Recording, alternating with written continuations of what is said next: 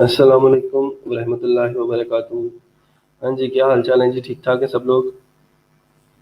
कैसे मिजाज हैं और कैसी तबीयत है?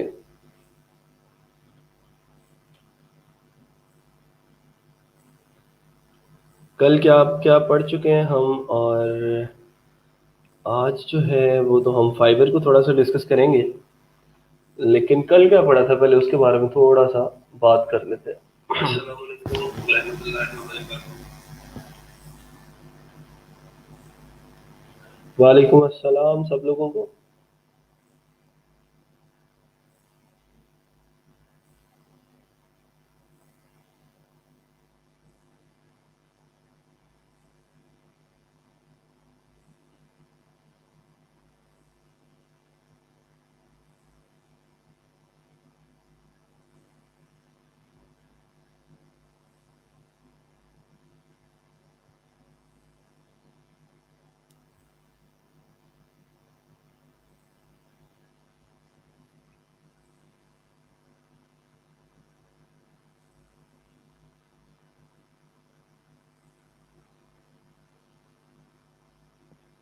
हाँ जी, वर्डप्रेस का डैशबोर्ड हमने अल्हम्दुलिल्लाह खुदा खुदा करके कंप्लीट कर लिया था।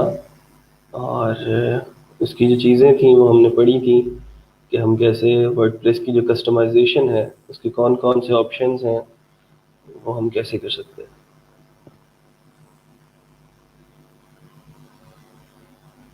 ठीक है जी। आज कुछ फाइबर को टाइम देना है। फाइबर की कुछ ऐसी चीज़ें हैं जो हमने अभी डिस्कस करनी बाकी हैं।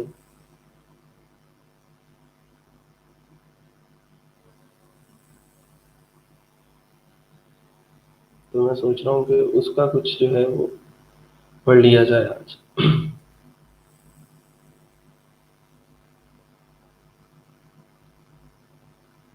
हाँ, डब्ल्यूपी ओशन या फिर कोई भी जो भी थीम मिला उसके साथ काम कर लेंगे आज। फाइबर को टाइम देते हैं कल, या इंशाल्लाह जब भी हमारा लेक्चर होगा, मंडे को होगा मेरा ख्याल है। I think so. आज क्या दिन है? हाँ, आज थर्सडे। तो फिर वो मंडे को डिस्कस कर लेंगे। आज ये चीज़ें डिस्कस करना ज़्यादा ज़रूरी है।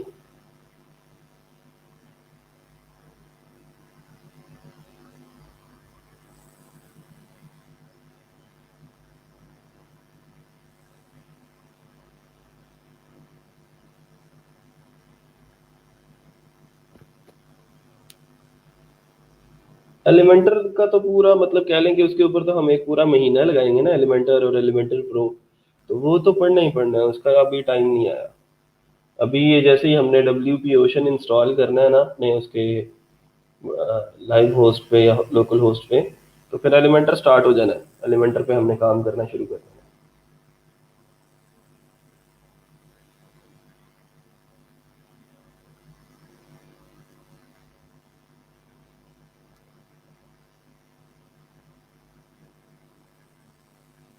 ये मैं कुछ इंपॉर्टेंट पॉइंट्स हैं जो निकाल रहा हूँ, जो आज हम डिस्कस करेंगे।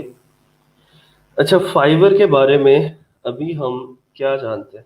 फाइबर के बारे में अभी हमें सिर्फ ये पता है कि फाइबर के ऊपर कोई 58 मिलियन या इससे भी ज़्यादा लोग जो हैं वो काम करते हैं, और काम लेते हैं, काम करते हैं और काम करवाते भी हैं। इसके अलावा हमें फाइबर के बारे में ये पता है कि जो फाइबर जो है वो हमें गिग्स लगाने की अपॉर्चुनिटी देता है, और 7 गिग्स हम एज अ न्यू सेलर लगा सकते हैं। फिर उसके बाद हमें और फाइबर के बारे में क्या पता है कि गिग्स कैसे लगाते हैं। फाइवर के ऊपर प्रोफाइल क्रिएशन के बाद हमने एक टॉपिक पढ़ा था जिसके अंदर हमने फाइवर के ऊपर गिग क्रिएशन जो है वो सीखी थी। तो इसके अलावा कोई और ज़्यादा चीज़ें जो हैं वो हमें अभी डिस्कस नहीं की। सर, मैं फाइवर पे वीडियो लगाई है, कैसे पता चलता है कि प्रूव हो गई है वीडियो? इमरान, 2 से 3 दिन लगते हैं। 2 से 3 दिन में फाइवर जो है वो उसको रिव्यू करता है वीडियो को आपकी, और देन अप्रूव करता है। तो उसको पता कैसे चलेगा? पता ऐसे ही चलेगा कि आप कोग्निटो मोड, ये कंट्रोल शिफ्ट एन दबाओगे ना तो कोग्निटो मोड खुल जाता है। अगर वैसे खोलना हो तो यहाँ से ब्राउजर के ये 3 डॉट्स के ऊपर क्लिक करें, तो new Cognito window, incognito window जो है वो खुल जाएगी। तो कंट्रोल शिफ्ट एन उसकी शॉर्टकट की है। उसके अंदर फाइबर आपका क्योंकि लॉगिन नहीं होता, तो आप अपने fiverr.com/ जो भी आपका यूजर नेम है वो लिखेंगे। जैसे ये यूजर नेम मैंने वकास शेख लिखा है, तो अब वकास शेख की यहाँ पे प्रोफाइल खुलेगी और इसकी गिग्स वगैरह नजर आएंगी। इसकी मुझे अब जो नजर आ रही है वो सिर्फ एक ये वीडियो नजर आ रही है, ये लगा हुआ ना यहाँ पे वीडियो का आइकन। तो इससे मुझे पता चल जाएगा कि ये वीडियो इसके ऊपर अप्रूव हो चुकी है और फाइबर ने इसको वीडियो जो है वो सेटअप कर दी। ठीक है। अच्छा, फिर उसके बाद और कौन कौन सी चीजें थी जो हमने डिस्कस कर ली हैं फाइवर के बारे में। हमने फाइवर के बारे में बायर रिक्वेस्ट के बारे में थोड़ा सा कुछ डिस्कस किया था कि बायर रिक्वेस्ट क्या होती हैं और हम उसको कैसे सेंड कर सकते हैं। आज उसको जरा और डिटेल के अंदर पढ़ेंगे और फाइवर की और बहुत सारी चीजें हैं जो आज हमने डिस्कस करनी है। तो इस लेक्चर को खास तौर पे जो फाइवर के लेक्चर्स होते हैं वो मिस ना किया करें, क्योंकि आप लोग फिर बाद में वो लैब मैनेजर से जो है वो पोस्ट करके या फिर उनके कमेंट्स में कह रहे होते हैं कि सर वो फलां लेक्चर जो है वो दोबारा से अपलोड कर दें। वो अपलोड तो कर देंगे उस टाइम पे जिस टाइम पे वो होगा, लेकिन ये है कि आप लोग अगर खुद से उसका ख्याल रखो और खुद से ही अगर उस लेक्चर को मिस ना होने दो तो आप लोगों के लिए ज़्यादा फायदा है कि मैं यहाँ पे लाइव हूँ तो आप लोग क्वेश्चंस भी कर सकते हैं।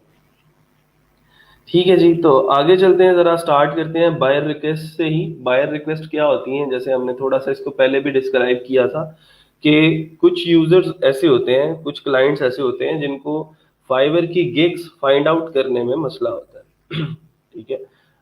फाइवर की गिग्स फाइंड आउट करने का मसला ये होता है कि उनको नहीं पता होता, कि उनको ये डर होता है कि यार मैं किसी गलत गिग के ऊपर ऑर्डर ना कर बैठूं और वो अपनी गिग के अंदर कोई और सर्विसेज दे रहा हो और मैं उसे कुछ और एक्सपेक्ट कर रहा हूँ। तो इस चीज से बचने के लिए वो क्या करते हैं, फाइबर का बाय रिक्वेस्ट वाला सेक्शन जो है वो यूज करते हैं और फाइबर से कहते हैं कि सॉरी, सब जो फ्रीलांसर्स हैं उनसे कहते हैं कि मेरा ये प्रॉब्लम है, इसके अंदर मुझे ये चीज़ें चाहिए, क्या आप मुझे ये चीज़ें प्रोवाइड कर सकते हैं। मेरी वेबसाइट के अंदर ये उसकी लुक एंड फील होनी चाहिए, इतनी प्रोडक्ट्स चाहिए और ये सो ऑन, जो भी उनकी प्रॉब्लम है वो प्रॉब्लम जो है वो पोस्ट करते हैं। अब जितने भी फ्रीलांसर्स उस स्किल के रेलेवेंट हैं, जिस स्किल को यूज करके उसका वो प्रॉब्लम रिजॉल्व होगा, तो फाइवर क्या करता है, उन सब फ्रीलांसर्स को जिन्होंने अपने स्किल्स वाले सेक्शन के अंदर वो स्किल डाली है, लाइक उसने अगर वेब डेवलपमेंट की कोई बाय रिक्वेस्ट पोस्ट की है, तो अगर मैंने अपने स्किल वाले सेक्शन के अंदर वेब डेवलपमेंट लिखा हुआ होगा, अगर मैंने अपने गिग्स वाले सेक्शन में कोई वेब डेवलपमेंट की गिग लगाई हुई होगी, उस कैटेगरी के अंदर मेरी कोई सर्विसेज ऑलरेडी चल रही होगी, तो फिर क्या होगा कि फाइबर मुझे वो बायर रिक्वेस्ट शो करवाएगा। देखिए, अब बंदा कह रहा है कि मुझे जो है वो डेवलपमेंट की स्किल वाला बंदा चाहिए, तो अगर फाइवर उसको डिजाइनर को दिखा देगा उस बाय रिक्वेस्ट को, तो डिजाइनर का उससे क्या ताल्लुक है। डिजाइनर तो अच्छी बिल्ड नहीं कर सकता ना, डिजाइनर को क्या पता कि वर्डप्रेस क्या होता है, डिजाइनर को क्या पता कि HTML CSS क्या होता है। तो उससे यूजर का एक्सपीरियंस जो है वो खराब हो सकता है। तो फाइबर ने उन सब लोगों को जिन्होंने अपने स्किल वाले सेक्शन के अंदर वो स्किल लिखी हुई होगी या फिर उस स्किल की कोई एक गिग लगाई हुई होगी, उन सब लोगों को वो फलां प्रॉब्लम जो है वो शो करवाएगा और वो सब लोग उसके ऊपर जाके बिड कर सकते हैं और उस बिड के ऊपर उस क्लाइंट को जाके अपनी ऑफर सेंड कर सकते हैं कि भाई साहब आपकी ये जो प्रॉब्लम है ये तो मेरे चुटकियों का काम है और मैं इसको मिनटों के अंदर या घंटों के अंदर या जब भी जो भी आपका डिलीवरी टाइम है आप उसको बताएं कि इतने टाइम के अंदर मैं उसको सॉल्व कर सकता हूँ। मेरे पास ये फलां फलां टूल्स हैं, ये फलां फलां मेरे पास एक्सपर्टीज हैं जिनको इस्तेमाल करके मैं आपको ये प्रॉब्लम जो है वो सॉल्व करके दूंगा। अच्छा, अब होता ऐसा है कि फाइवर के ऊपर बहुत सारे सेलर्स ऑनलाइन रहते हैं, सारा दिन सारी रात ऑनलाइन रहते हैं और जैसे ही उनको बायर रिक्वेस्ट शो होती है वो उसको ऑफर सेंड कर देते हैं।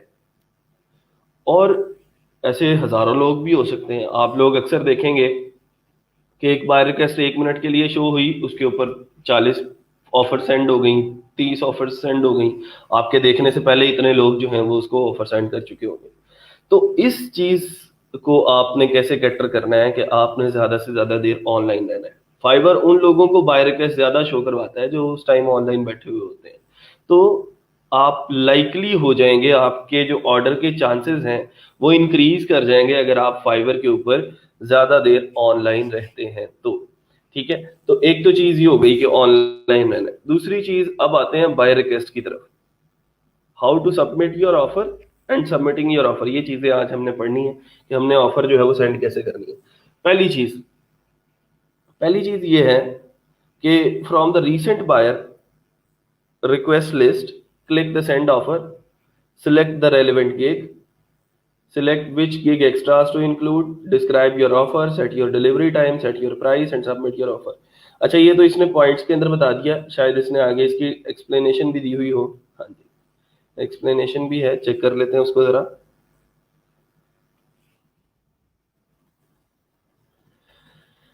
तो ये कुछ स्टेप्स हैं। आप जब भी कोई बायर रिक्वेस्ट भेजते हैं तो उस बायर रिक्वेस्ट के साथ आप एक गिग अटैच करते हैं अपनी। तो अगर तो आपने उस टाइप की कोई गिग लगाई है तो आप अटैच कर सकते हैं, वरना फिर आपको प्रॉब्लम भी होगी। तो सबसे पहले क्या करना है, फाइवर का जो सेक्शन है बायर रिक्वेस्ट वाला, इधर तो आपको नजर आ ही जाएगा। अब मेरे पास पता नहीं कौन सा अकाउंट चल रहा है फाइवर पे।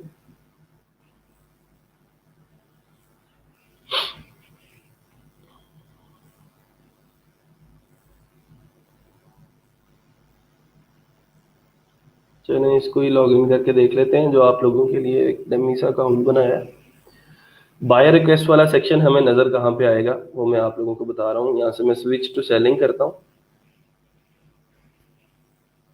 ठीक है, ये हमारे पास एक मोर का बटन है।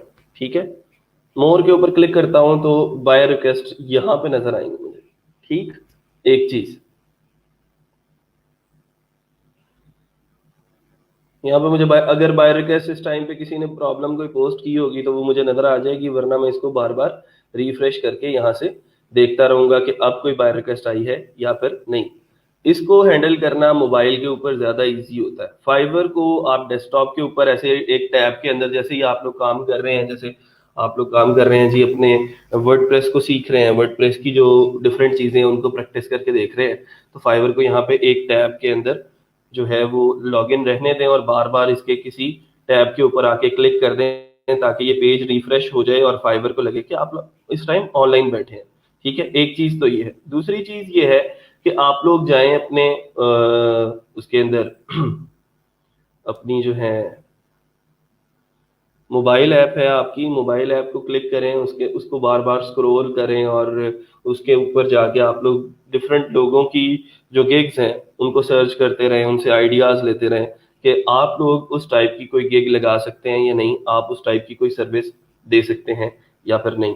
तो सबसे पहले हमने क्या करना है, बाय रिक्वेस्ट की लिस्ट के ऊपर क्लिक करना है, सेलेक्ट द रेलिवेंट गिग, जो आपको लगता है कि ये मैं काम कर सकता हूँ उसके ऊपर क्लिक करें। और वो सबसे पहले पूछेगा कि आपने यहाँ पे कौन सी गिग अटैच करनी है। अच्छा जी, एक सवाल है मुबर्रा का, वो कह रही है तो सर हमें यहाँ बाय रिक्वेस्ट अपनी गिग से रिलेटेड शो होंगी या कोई भी प्रॉब्लम किसी भी तरह की।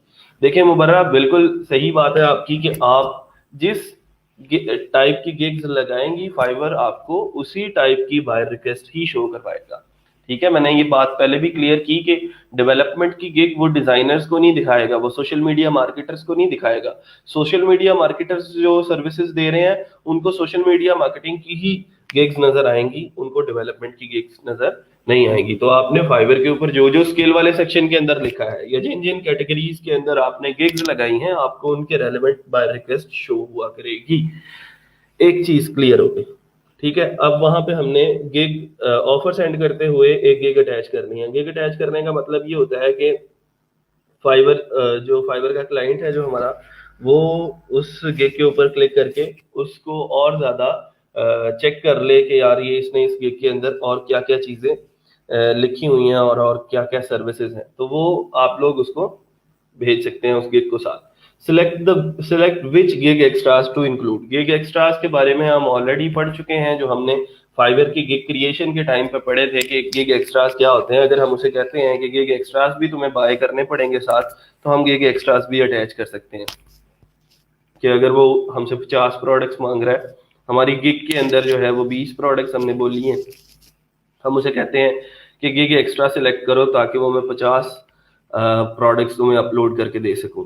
डिस्क्राइब योर ऑफर, थोड़ा सा हमने अब ये जो एक पैराग्राफ, दो पैराग्राफ कह सकते हो, उस एक दो पैराग्राफ के अंदर हमने अपनी ऑफर को डिस्क्राइब करना होता है, और उसके अंदर हमने सारी की सारी चीजें डिस्क्राइब करनी होती हैं कि हम आपको क्या क्या देंगे इस ऑफर के अंदर, मैं कौन हूँ, मेरा एक्सपीरियंस क्या है, मेरी स्किल्स क्या है, मेरा पास्ट जो है वो वर्क कौन कौन सा है, उसको थ्रू लिंक्स आप लोग उसको दिखा सकते हैं। अपनी पुरानी जो वेबसाइट्स बनाई हैं आप उनको थ्रू लिंक्स जो है वो दिखा सकते हैं और बता सकते हैं। शायद यहाँ पे कोई प्रपोजल मेरे पास पड़ा हुआ हो,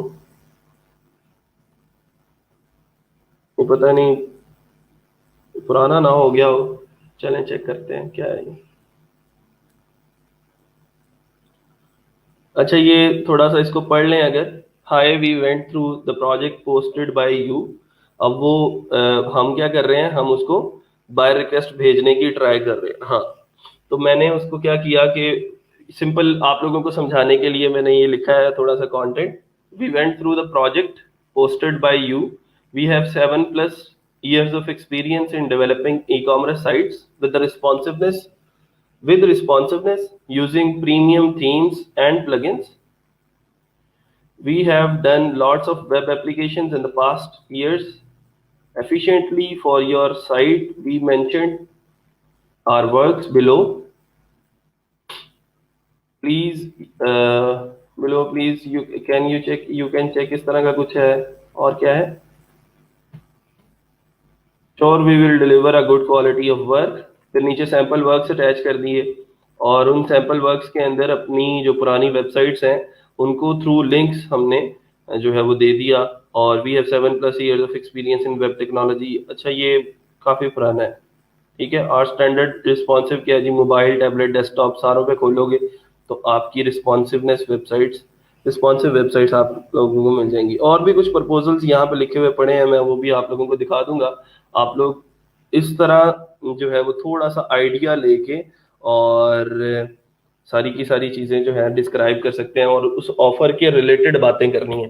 कभी कभार कुछ अक्सर फ्रीलांसर्स ये करते हैं कि कुछ प्रपोजल्स लिख के रख लेते हैं और उनको ही कॉपी पेस्ट करके सबको सेंड टू ऑल करना शुरू कर देते हैं। फाइवर के ऊपर आप एक दिन में 10 बाय रिक्वेस्ट जो है वो सेंड कर सकते हैं। तो आप क्या करते हो कि आते हो रोजाना और एक ही प्रपोजल सब लोगों को सेंड कर देते हो, और उस प्रपोजल के अंदर आपने ई कॉमर्स के बारे में बात की हुई होती है, ठीक है। तो मतलब ये है कि आप लोग थोड़ा सा अगर इस तरह कर लो कि अब एक बंदा ई कॉमर्स मांग रहा है, अगला बंदा अमेजोन एफिलिएट की बात कर रहा है, अगला बंदा पोर्टफोलियो की बात कर रहा है, अगला बंदा किसी और बग फिक्सिंग की बात कर रहा है, तो हर एक बंदे को हम सेम ऑफर तो सेंड नहीं कर सकते, ठीक है। हमने हर एक बंदे को कस्टमाइज्ड ऑफर, उसके रिलेटेड ऑफर जो है वो हमने भेजनी है और उसके रिलेटेड बात करनी है, उसके पिन पॉइंट को टारगेट करके उसकी प्रॉब्लम को सॉल्व करने की बात करनी है, उसके बिजनेस को ग्रो करने की बात करनी है। जब हम उसके फायदे की बात करेंगे तो फिर ही वो हमारी तरफ अट्रैक्ट होगा। अगर हम सिर्फ ये इतनी सी बातें करके चले जाएंगे कि मैं कौन हूँ, क्या हूँ, इब्तदाई तालीम कहाँ से है, आला तालीम कहाँ से है, तो यहाँ से चीज़ें जो हैं वो ख़राब होती हैं। और वो कहता है बंदा कि भाई साहब मैं यहाँ पे प्रॉब्लम के अंदर हूँ और तुम मुझे आके यहाँ पे तुमने अपनी तारीफों के पहाड़ लगा लिए, तो इस तरह थोड़ी सी चीज़ें ख़राब होंगी। आप लोग स्टार्ट जब करते हैं तो बाय रिक्वेस्ट की जो पहली एक दो लाइंस होती हैं उसके अंदर आपने उसकी प्रॉब्लम को पिन पॉइंट करना है, उसकी प्रॉब्लम को एड्रेस करना है। बाकी जो चीजें हैं ना अपनी एक्सपीरियंस वाली, स्किल्स वाली, इब्तदाई तालीम, आला तालीम, वो थोड़ा सा नीचे ले जाएं, ठीक है, और देन उनको बाद में डिस्कस कर लें बाय रिक्वेस्ट के मतन के अंदर, ठीक है। सर जब हम न्यू होंगे और गिग रैंक ना करेगी तो बायर हमें प्राइसिंग की वजह से अट्रैक्ट होगा, अगर बायर रिक्वेस्ट भेजें या सर्विसेज की वजह से। देखें, यहाँ पे आप ये मत सोचें कि आप लोग अगर कम प्राइस रखेंगे तो आपको ज्यादा बायर मिलेंगे। हम लोग पाकिस्तानी लोगों से यहाँ पे कम्युनिकेट नहीं कर रहे कि जी पाकिस्तानियों ने पूरा बाजार फिरना होता है और जिस दुकान से उनको सबसे सस्ती चीज मिलती है वो वहां से बाय कर लेते हैं। वो गोरे हैं, और गोरे हमेशा से क्वालिटी को देखते हैं, प्राइस को नहीं देखते। अगर आप क्वालिटी वर्क के ऊपर बिलीव रखेंगे, अगर आप बिलीव रखेंगे कि यार मैंने जो इसको सर्विस देनी है इसको और कहीं से मिलेगी नहीं, इसको मैं इतना सेटिस्फाई करके भेजूंगा कि ये दोबारा भी मेरे पास आएगा।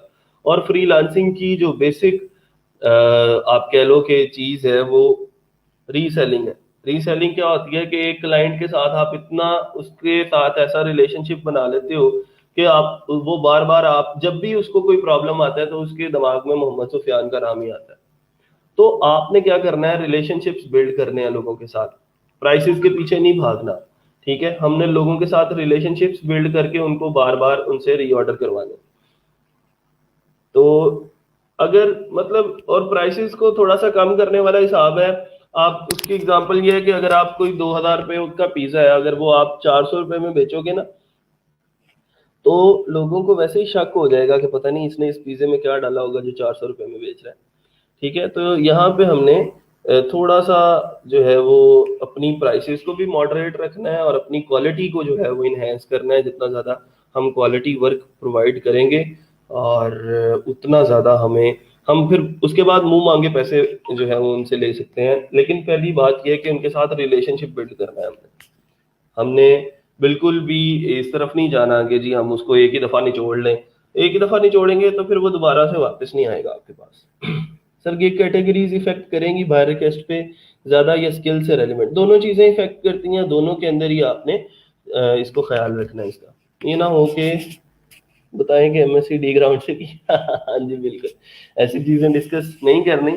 हमने बात करनी है अपनी स्किल की, रेलिवेंट बात करनी है, टू दी पॉइंट बात करनी है। लंबी लंबी छोड़ने की ज़रूरत हमें यहाँ पे नहीं है। वो आप लोगों से ज़्यादा अक्लमंद और समझदार हैं, तो वो सब चीज़ें समझते हैं कि आप क्या कहने की कोशिश कर रहे हो, एग्जैजरेट कर रहे हो, या फिर आप एक्चुअली आपके अंदर ये चीज़ें मौजूद हैं। चलें जी, आगे चलते हैं ज़रा। तो हमने डिलीवरी टाइम उसका सेट कर लिया ऑफर सेंड करते हुए, और अपनी प्राइस सेट की और ऑफर को सबमिट कर दिया। तो वो ऑफर अगर पसंद आएगी, पसंद कहाँ पे आएगी, ये जो सेक्शन है ना, डिस्क्राइब योर ऑफर, इसके अंदर यही एक सेक्शन है जिसकी मदद से आपने बर बर्तरी हासिल करनी है दूसरे लोगों पे। ठीक है, अपनी डिस्क्रिप्शन के जरिए, अपनी कम्युनिकेशन के जरिए आप अपनी सर्विस को प्रेजेंट कैसे करते हो, आप अपने आप को लोगों के सामने दिखाते कैसा हो, ये चीज बहुत ज्यादा मैटर करती है। एक ही चीज को दो अलग अलग लोग डिस्क्राइब करते हैं। जो महारत होती है डिस्क्रिप्शन की, वो हमें थोड़ा सा अभी उसके ऊपर काम करने की ज़रूरत है। हमारा अलमिया ये है कि पाकिस्तान के अंदर जो ग्रेजुएट्स हैं वो भी ठीक से इंग्लिश के अंदर कम्युनिकेट नहीं कर पाते। ठीक है, तो अब हमारा बेसिक मसला कम्युनिकेशन है, हमारा मसला स्किल नहीं है। आपको स्किलफुल लोग यहाँ पे इट पुट्टो ते डेवलपर निकल आता है, इट पुट्टो ते डिजाइनर निकल आता है, लेकिन उन लोगों को ये नहीं पता कि हमारी ये डेवलपमेंट की स्किल्स हमें पैसे कहाँ से दे सकती है, और हम कैसे इसको यूटिलाइज करके अपनी फैमिली को, अपने आप को सपोर्ट कर सकते हैं, अपना लाइफस्टाइल चेंज कर सकते हैं। तो बेसिक चीज है कम्युनिकेशन। कम्युनिकेशन जिस बंदे को आती है वो कोई कुछ भी कर सकता है। वो मैंने बहुत बड़े बड़े ऐसे फ्रीलांसर्स और मेरे अक्सर स्टूडेंट्स ऐसे हैं जिनको कख नहीं आता, वर्डप्रेस इंस्टॉल करना ना आता हो बेशक, लेकिन उनकी कम्युनिकेशन, उनको बातें सुनानी आती हैं, उनको उनको लोगों को सेटिस्फाई करना आता है अपनी बातों के अंदर, उनको लोगों के साथ कम्युनिकेशन जो है वो उनकी पावरफुल है। तो उन्होंने बहुत सारे लोग आगे हायर किए हुए हैं जो स्किलफुल हैं, जो प्रोग्रामर्स हैं, जो डेवलपर्स हैं, जो डिजाइनर्स हैं, जो सोशल मीडिया मार्केटर्स हैं। वो उनसे काम करवाते हैं और आगे क्लाइंट्स को डिलीवर कर देते हैं। तो हमारी अगर कम्युनिकेशन के ऊपर थोड़ा सा वर्क हो जाए, हम कम्युनिकेशन को थोड़ा सा स्ट्रांग कर लें, हम अपने आप को क्लाइंट की जगह पे रख के सोचें कि यार वो बंदा फाइवर पे आया, उसने एक पूरा प्रोजेक्ट पोस्ट किया कि मेरी ये चीजें हैं, मुझे ये प्रॉब्लम्स है। अब मैं अगर एज अ कस्टमर जाता वहां पे और अपनी प्रॉब्लम पोस्ट करता, तो मैं लोगों से क्या एक्सपेक्ट कर रहा होता कि वो मेरे से आते ही प्राइस की बात करना शुरू कर दे। अब जो बंदा आते ही मुझे अपनी प्राइस बताना शुरू कर देगा कि ये तुम्हारा काम इतने पैसों में होगा, मैं तो उसे ऑर्डर नहीं करूंगा कि यार इसने आते ही बात पैसों की कर दी। इसने ये बात की नहीं कि मैं मेरा प्रॉब्लम कैसे सॉल्व करेगा, मेरी मेरी जो है वो मुझे दर्द में से कैसे निकालेगा, मेरे बिजनेस को कैसे ग्रो करेगा। जो जो बंदा मेरे इस पॉइंट के ऊपर आके बात करेगा, मैं उसको ऑर्डर दूंगा। तो हमेशा से कोशिश किया करें कि आप उनके साथ कुछ ऐसे रिलेशनशिप्स, कुछ छोटी छोटी सी चीजें होती हैं, गुड मॉर्निंग का मैसेज कर दिया, गुड इवनिंग का मैसेज कर दिया, ताकि आप उनके साथ इन टच रहें और उनके दिमाग में रहे हर वक्त कि यार कोई ऐसा बंदा है जो ऐसी सर्विस दे रहा है। उसकी एग्जांपल मैं आप लोगों को अक्सर देता होता हूँ कि यार ये बड़ी बड़ी जो फैक्ट्रीज हैं, कोका कोला है, बड़े बड़े ब्रांड्स हैं, पेप्सी है, सेवन अप है, इन लोगों को मार्केटिंग की क्या जरूरत है? इन इतने बड़े ब्रांड्स हैं ये, इनको क्या मार्केटिंग, जितने बड़े बिल बोर्ड्स देखो उसके ऊपर कोका कोला की एडवर्टाइजमेंट चल रही होती है। ये सिर्फ चाहते ये हैं कि हर वक्त अपने यूजर के दिमाग में छाए रहें। इन लोगों का सबसे ज्यादा बजट मार्केटिंग के ऊपर लगता है। तो हमने क्या करना है कि अपनी मार्केटिंग मार्केटिंग और जो प्रेजेंटेशन है और जो कम्युनिकेशन है इसको जरा स्ट्रॉन्ग करना है, ताकि लोग जो हैं वो हमारी बातों से, हमारे स्किल से और हमारी जो रिलेशनशिप बिल्डिंग स्किल है उससे मुतासिर होकर हमें ऑर्डर्स दें। अच्छा जी सर, ये पता चल सकता है कि बायर ने हमारी रिक्वेस्ट रीड या रिव्यू की भी है कि नहीं, क्योंकि अक्सर तो बहुत सारी रिक्वेस्ट सेंड हुई होती हैं बायर को। नहीं, ये नहीं पता चल सकता। ये पता तभी चलेगा जब आपको उसका रिप्लाई आएगा। ठीक है, अगर रिप्लाई आ गया तो सारी बात है उसने रीड किया था और उसने आपसे कम्युनिकेशन और की है। अच्छा जी, सबमिटिंग योर ऑफर क्या है, इसमें कुछ पॉइंट्स हम उनको देख लेते हैं। Take time to carefully review the buyer request. हम लोग अक्सर क्या करते हैं कि समझते नहीं है और समझे बगैर चीज़ों को जो है वो बायर रिक्वेस्ट भेजने की जल्दी करते हैं कि यार कोई और इसके ऊपर बायर जो है वो रिक्वेस्ट ना भेज दे, इससे पहले मैं भेज देता हूँ। उसामा कह रहे हैं yes indeed I lost my old Chinese client due to this. हाँ बिल्कुल ऐसे ही है, लोग जो है वो फिर रूठ जाएंगे आपसे अगर आप उनसे स्टार्ट में ही पैसों की बात करना शुरू कर देंगे तो। अच्छा, तो बात हम ये कर रहे थे कि हमने पहले उसकी रिक्वेस्ट को समझना है। अक्सर लोगों को जल्दी जल्दी होती है बाय रिक्वेस्ट सेंड करने की, तो जल्दी नहीं करनी, समझना है पहले कि आखिर वो चाहता क्या है। जो लोग जल्दी करते हैं बाय रिक्वेस्ट सेंड कर देते हैं, अक्सर ये होता है कि क्लाइंट उनको ऑर्डर भी कर देता है। ऑर्डर कर दिया क्लाइंट ने, अब हमने उसकी बाय रिक्वेस्ट को समझा नहीं था, हम उसको कुछ और करके दे रहे हैं, क्लाइंट हमसे कुछ और जो है वो डिमांड कर रहा है। तो एट द एंड क्या होगा, ऑर्डर कैंसिल हो जाएगा। ऑर्डर कैंसिल होने की वजह से क्या होगा, गिग डी रैंक हो जाएगी। ऑर्डर कैंसिल होने की वजह से अगर ऑर्डर कैंसिल नहीं करता, वो मार्केट कंप्लीट कर देता है, तो वो बुरा रिव्यू देके जाएगा और एक बुरा रिव्यू आपकी प्रोफाइल को सारी जिंदगी के लिए बंद कर सकता है। तो हमने क्या करना है, बैड रिव्यू से बचना है। हमने हमेशा कोशिश करनी है कि हम क्लाइंट को इतना ज़्यादा सेटिस्फाई करके भेजें कि 5 स्टार रेटिंग देके जाए वो हमें, और हमारी प्रोफाइल के ऊपर एक अच्छा रिव्यू भी देके जाए।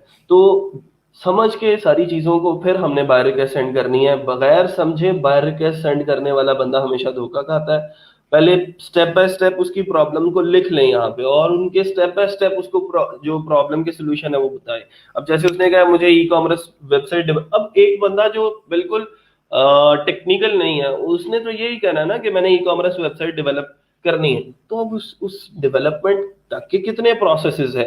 सबसे पहले डोमेन होस्टिंग खरीदनी पड़ेगी, फिर उसके बाद ऊपर वर्डप्रेस इंस्टॉल करना है, फिर उसके ऊपर कोई अच्छा सा थीम इंस्टॉल करना है। थीम इंस्टॉलेशन के बाद फिर हमने उसकी कस्टमाइजेशन करनी है, फिर उसके ऊपर हमने प्रोडक्ट्स अपलोड करनी है। ठीक है, फिर उसके ऊपर हमने हो सकता है कोई पेमेंट गेटवे अटैच करना हो, एंड सो ऑन। मतलब ये स्टेप बाय स्टेप बहुत सारे प्रोसीजर्स होते हैं। ये मैंने एक प्रॉब्लम की एग्जांपल दी है, बहुत सारे प्रॉब्लम्स आप लोगों को यहाँ पे लोगों के मिलेंगे कि किसी को कोई प्रॉब्लम है, किसी को कोई प्रॉब्लम है। तो आप लोगों ने उसको स्टेप बाय स्टेप बताना है कि यार ये तुम्हारा काम कंप्लीट करने में ना मुझे ये स्टेप्स जो हैं वो इनसे गुजरना पड़ेगा, और उनकी ये कॉस्ट आएगी, उनकी ये डिलीवरी टाइम इतना होगा, और मैं इतने दिनों में तुम्हें इसको प्रोवाइड कर दूंगा। तो बायर्स क्या करते हैं, will often spend time describing the service they need in detail, and some may even attach a file for reference, और personalize your offer and include a detailed description. अच्छा, कभी कभार आजकल के जो बायर्स हैं ना वो भी बड़े चालाक हो गए। वो क्या करते हैं कि सारा प्रोजेक्ट डिस्क्राइब करते हैं, नीचे एक लाइन में लिख देते हैं कि start your bid with this word, start your bid with this word, नीचे सबसे नीचे लाइन में लिखा है। अब जिस फ्रीलांसर ने तो उसकी पूरी बिड पड़ी होगी, पहले सारी की सारी रिक्वायरमेंट को डिस्कस किया होगा, तो वो निचली लाइन भी पढ़ेगा और वो लिखा हुआ होगा कि स्टार्ट योर डिस्क्रिप्शन या start your offer with this word.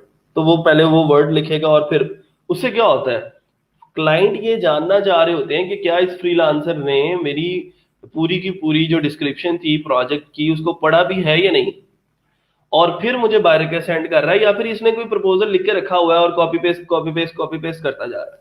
तो अगर तो आपने उस वर्ड से उसको शुरू नहीं किया होगा, ऐसे ही कॉपी पेस्ट करके या फिर बगैर पढ़े आपने बिड कर दी उसकी, तो आपने तो उस वर्ड से शुरू ही नहीं किया। तो वो उसको पहली लाइन ही जब देखेगा उसको वो वर्ड नहीं मिलेगा, इसका मतलब आपने पूरी की पूरी उसकी डिस्क्रिप्शन नहीं पढ़ी, वो आपको स्किप कर देगा। तो मतलब कहने का ये है कि आपको पहले समझना पड़ेगा कि वो चाहता क्या है, वो किस प्रॉब्लम में है और आप उसको कैसे उस प्रॉब्लम में से निकाल सकते हैं।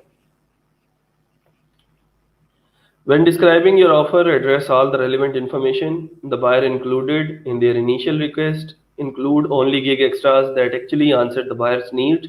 अब ये भी नहीं करना कि सारे गिग भी दे दी उसको कि इस गिग के ऊपर ऑर्डर करो और ये फलां फलां गिग एक्स्ट्राज हैं। मतलब ये है कि आपने थोड़ा सा समराइज करने की कोशिश करनी है। आप लोग उसको कस्टम ऑफर भी भेज सकते हैं। Set a reasonable price and delivery time for the service requested. देखें, हम एज अ न्यू फ्रीलांसर काम कर रहे हैं, अगर स्टार्ट में हमें प्राइसेस के ऊपर कंप्रोमाइज करना भी पड़ता है तो कोई मसला नहीं है, लेकिन इतना नहीं गिरना कि वो फिर 2000 का पिज्जा आप लोग 400 में बेच रहे हो।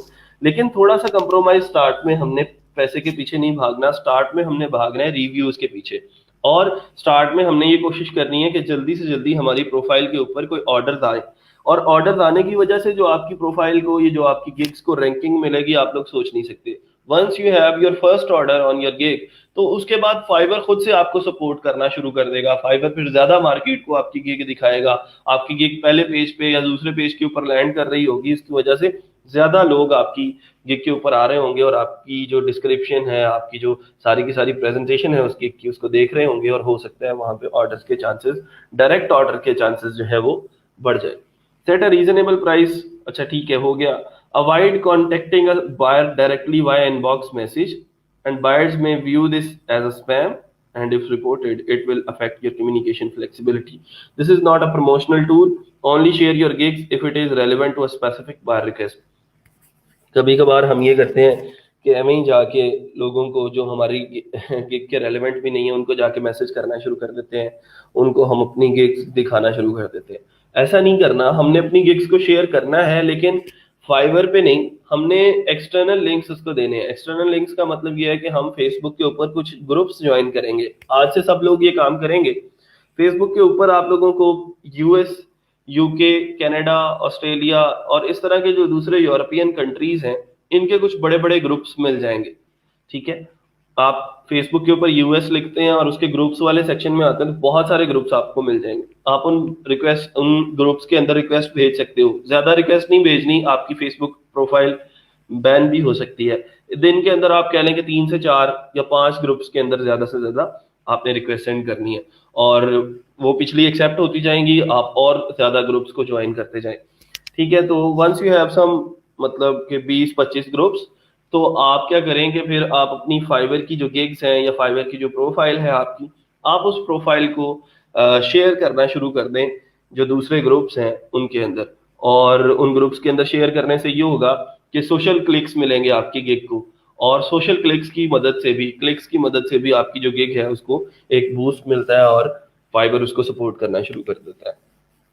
सर कुछ बायर रिक्वेस्ट से लगता है वो सारा आइडिया चाहता जस्ट फॉर कम्युनिकेशन, तो क्या करें? ठीक है, आप उस देखें, आपका काम तो उसको अपनी ऑफर सेंड करना है ना। आप बिल्कुल एक्सपेक्ट मत करें कि जी हम मुझे 10 बायर रिक्वेस्ट मैंने आज सेंड की तो एक का रिप्लाई तो आ ही जाएगा, ऐसा नहीं होता।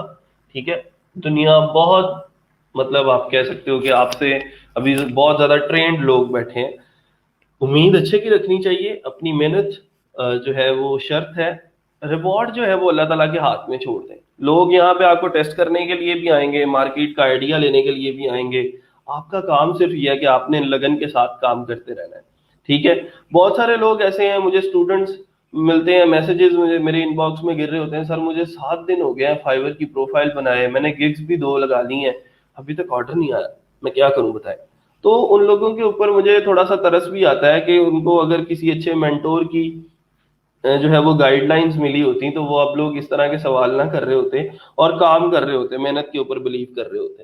ठीक है, तो थोड़ा सा इसको फोकस करो कि आप लोगों को अगर 100 बाय रिक्वेस्ट में से 1 का रिप्लाई आ जाता है, 2 का रिप्लाई, 5 का रिप्लाई, 6 का रिप्लाई आ गया, तो इसका मतलब आपकी कम्युनिकेशन स्किल्स बहुत अच्छी हैं। ठीक है, यहाँ पे कंपटीशन की रेशो इतनी ज्यादा है कि हमने अपने आप को क्वालिटी वर्क के बिना के ऊपर हमने थोड़ा सा लोगों से मुख्तलिफ होना है, लोगों के ऊपर कंपिटिटिव एडवांटेज जो लेके आना है वो हमने अपनी क्वालिटी वर्क की बेस के ऊपर लेके आना है।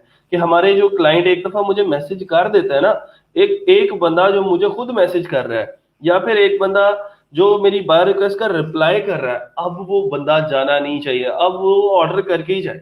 अब भी अगर वो बंदा आपसे बगैर ऑर्डर किए आपके हाथ से निकल जाता है तो ये आपकी नाअहली है।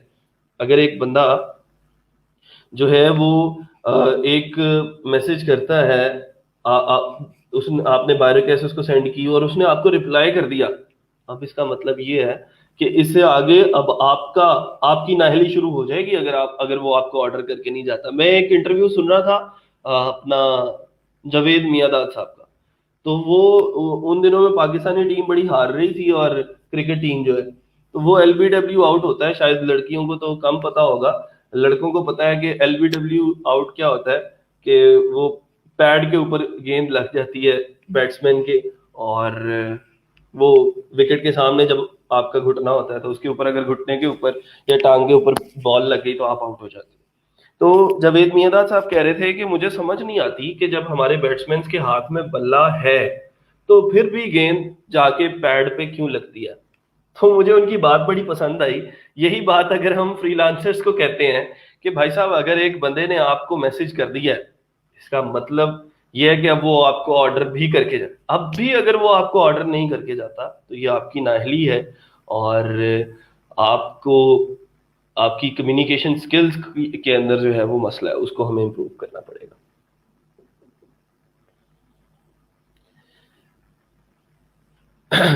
सर लिंक्डइन से क्लाइंट को फाइवर पे कैसे लेके आए? ठीक है, लिंक्डइन एक ऐसा प्लेटफॉर्म है जहां पे लोग जॉब्स पोस्ट करते हैं, लोग जो है वो अपने एक्सपीरियंस की बात करते हैं प्रोफेशनली। एक बहुत अच्छा प्लेटफॉर्म है जहां पे लोग जॉब्स फाइंडिंग करते हैं, अपने आप को दिखाते हैं कि मैं ये फलां फर्म के अंदर काम कर रहा हूँ या मेरा एक्सपीरियंस इतना है। तो अगर आप वहां पे कम्युनिकेट कर रहे हैं लोगों के साथ, एक तो काम ये है कि आप उनके साथ डायरेक्टली कम्युनिकेट करें और डायरेक्टली जो है वो आप उनके साथ चीजें लेके चले। दूसरी चीज ये है कि अगर आप उनको फाइवर के ऊपर लेके आना चाहते हैं, जो कि एक अच्छी चीज है और अच्छी बात है कि आप फाइवर पे सॉरी फेसबुक से, इंस्टाग्राम से या फिर लिंक्डइन से, इस तरह के जो सोशल मीडिया प्लेटफॉर्म्स हैं, इनसे लोगों को एक तो हमें सोशली शेयर करना ही करना है ना अपनी गिग्स को। हम अगर हमारे पास कोई ऑलरेडी क्लाइंट्स हैं फेसबुक के ऊपर या फिर लिंक्डइन के ऊपर, तो हम उनको अपनी फाइवर की प्रोफाइल सेंड कर सकते हैं कि ये फला मेरी गिग है, हमारी डील तो हो चुकी है कि मैं आपको ये काम करके दूंगा, आप मुझे इतने पैसे देंगे, बस आपने करना ये है कि मेरी ये फला गिग है, इसके ऊपर जाके ऑर्डर कर देना, और उसको वहां पे ऑर्डर जो है वो मैं लूंगा और वहां पे आपको पैसे देने पड़ेंगे। उससे ये होगा कि फाइवर अपना 20% तो काट लेगा, लेकिन आपकी प्रोफाइल के ऊपर एक ऑर्डर आ जाएगा और आपको एक अच्छा रिव्यू मिल जाएगा। ठीक है, चलें जी, ठीक है, अच्छी बात है जी, लड़कियों को भी अगर पता है तो। तो अभी कुछ लोग ऐसे होंगे, ये स्पैम की यहाँ पे थोड़ी सी बात हुई, जो आपको इनबॉक्स में आके कहेंगे कि आप अपना ईमेल एड्रेस शेयर करें, हम वहां पे आपको ऑर्डर करेंगे, आप अपना स्काइप आईडी शेयर करें, हम वहां पे ऑर्डर करेंगे, आप अपना व्हाट्सएप का नंबर शेयर करें, हम वहां पे आपको ऑर्डर करेंगे। हाँ, एक चीज याद रख लें, हमने फाइवर के ऊपर कभी भी किसी भी क्लाइंट के साथ अपना कोई दूसरा कांटेक्ट शेयर नहीं करना, ना स्काइप, ना जीमेल, ना याहू, कोई ईमेल शेयर नहीं करनी, कोई व्हाट्सएप नंबर शेयर नहीं करना। हमने उस बंदे को मैसेज करना है कि भाई साहब, फाइवर ने ये जो इनबॉक्स वाला सेक्शन बनाया है ना, ये इसीलिए बनाया है कि हम यहाँ पे कम्युनिकेट कर सकें। ऐसी कौन सी बात आपने करनी है जो आप फाइबर के ऊपर नहीं कर सकते, वहां पे आपने जाके करनी है। तो इसको थोड़ा सा इसको इस चीज को मलहूज़े खातर रखना है कि कभी भी हमने फाइवर से बाहर नहीं जाना। फाइवर कहता है ये है कि भाई साहब, अगर आपने मेरे क्लाइंट्स को बाहर ही लेके जाना है तो ठीक है, फिर आप बाहर से ही क्लाइंट ढूंढें, आप फाइवर पे ना आए, फिर वो फाइवर आपको बैन करता है। ठीक है, तो Fiverr has the access to your chats, to your inbox. तो आप जो भी मैसेज करते हो फाइवर उसको देख रहा होता है, या कभी भी आके उनका नुमाइंदा आपकी प्रोफाइल को देख सकता है। और अगर आपने कोई हैंकी पैंकी की है वहां पे, क्लाइंट को आपने अपना नंबर दे दिया, या फिर क्लाइंट ने अपना नंबर सेंड किया और आपने आगे से अगर उसको नहीं कहा कि मैं चलो ठीक है मैं आ जाता हूँ, मैं आपको कांटेक्ट करता हूँ व्हाट्सएप के ऊपर, तो फिर वो आपको बैन करेगा, आपको भी बैन करेगा, आपके क्लाइंट को भी बैन करेगा। तो इस चीज से बचना है हमने, और कोशिश करनी है कि हमने फाइवर के ऊपर ही सारी की सारी डिस्कशन जो है वो करनी है, और फाइवर के ऊपर ही ऑर्डर लेना है। आउट ऑफ द फाइबर जाने की हमें जरूरत नहीं है। ले जी, बायर रिक्वेस्ट के अंदर थोड़ी सी जो है वो हमारी आज इंफॉर्मेशन के इजाफा हो गया। सर जी, वीडियो बनाने के लिए कोई और सॉफ्टवेयर बता दें प्लीज। जो मैंने सॉफ्टवेयर दिया है बेटा, उसमें क्या प्रॉब्लम है मुझे ये बताओ। वीडियो एफएक्स मेकर आप लोगों को मैंने दे दिया है, उसके अंदर बनाओ वीडियोस। कितनी वीडियोस बना ली हैं अभी तक? मैंने 9 बैचेस के अंदर वही सॉफ्टवेयर स्टूडेंट्स जो हैं वो यूज कर रहे हैं।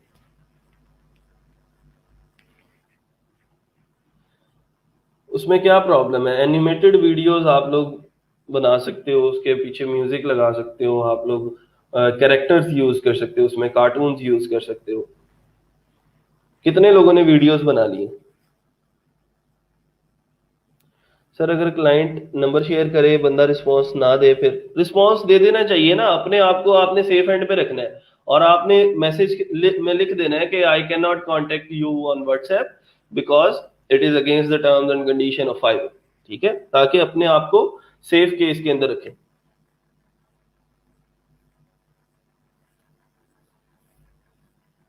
तो ठीक है, कोई मसला नहीं है, जाने दें उसको।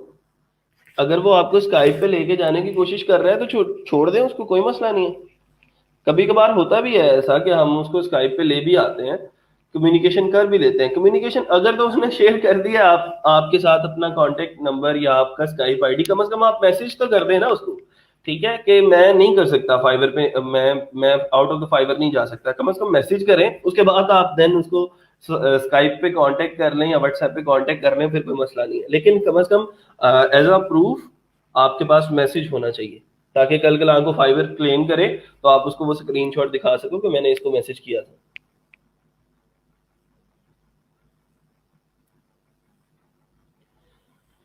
सर आपके सॉफ्टवेयर में जस्ट स्लाइड्स तैयार होती हैं, वीडियो एडिटिंग नहीं होती। थोड़ा सा और एक्सप्लोर करके देखो, सारा कुछ होता है उसको उसके अंदर। फिर उसके बाद यार वो जो टूल्स दूसरे हैं वो फिर मैं आप लोगों को दूंगा, वो आप लोगों को चलाने नहीं आएंगे। ये नहीं चल रहा आप लोगों से, और इसकी सारी कस्टमाइजेशन और इसके फीचर्स का आपको नहीं पता, तो वो कहाँ से आएंगे? मैं अभी आपको दूसरी चीजों के बारे में तो नहीं बता सकता ना। वेरी गुड जी, जिन्होंने वीडियो बना के अपलोड कर दी है, अच्छी बात है। वीडियो से आपकी जो ऑडियंस है वो बहुत ज़्यादा इंक्रीज करती है, और फाइवर भी आपको सपोर्ट करता है कि वो असल में फाइवर ये चाहता है कि मेरे क्लाइंट्स के लिए आसानी रहे। क्लाइंट्स को जाके वो पूरी 20 लाइनों की डिस्क्रिप्शन ना पढ़नी पड़े, बल्कि वो एक 30 सेकंड की वीडियो के ऊपर क्लिक करें और उस वीडियो के ऊपर उसको जाके जो है वो देख लें, तो सारी सर्विसेज डिस्क्राइब हो जाए। हाँ जी, फिर अडोब प्रीमियर की तरफ जाओगे तो फिर मसला हो जाएगा ना, नहीं आएगा, वो नहीं यूज होगा फिर आप लोगों से। चलें जी, वापस अगले लेक्चर पे चलते हैं। अगला जो टॉपिक है हमारा है रिस्पॉन्स रेट और रिस्पॉन्स टाइम का। दो चीजें हैं जी, रिस्पॉन्स टाइम और रिस्पॉन्स रेट। रिस्पॉन्स रेट का मतलब ये है कि मुझे 10 लोगों का मैसेज आया, उसमें से मैंने 9 लोगों को रिप्लाई किया, इसका मतलब मेरा रिस्पॉन्स रिस्पॉन्स रेट है 90%। एक चीज क्लियर? ठीक है सर। फाइवर ने प्रोफाइल पिक्चर रिमूव की, लेकिन सर मैंने वही नारायण खान वाली पिक्चर लगाई।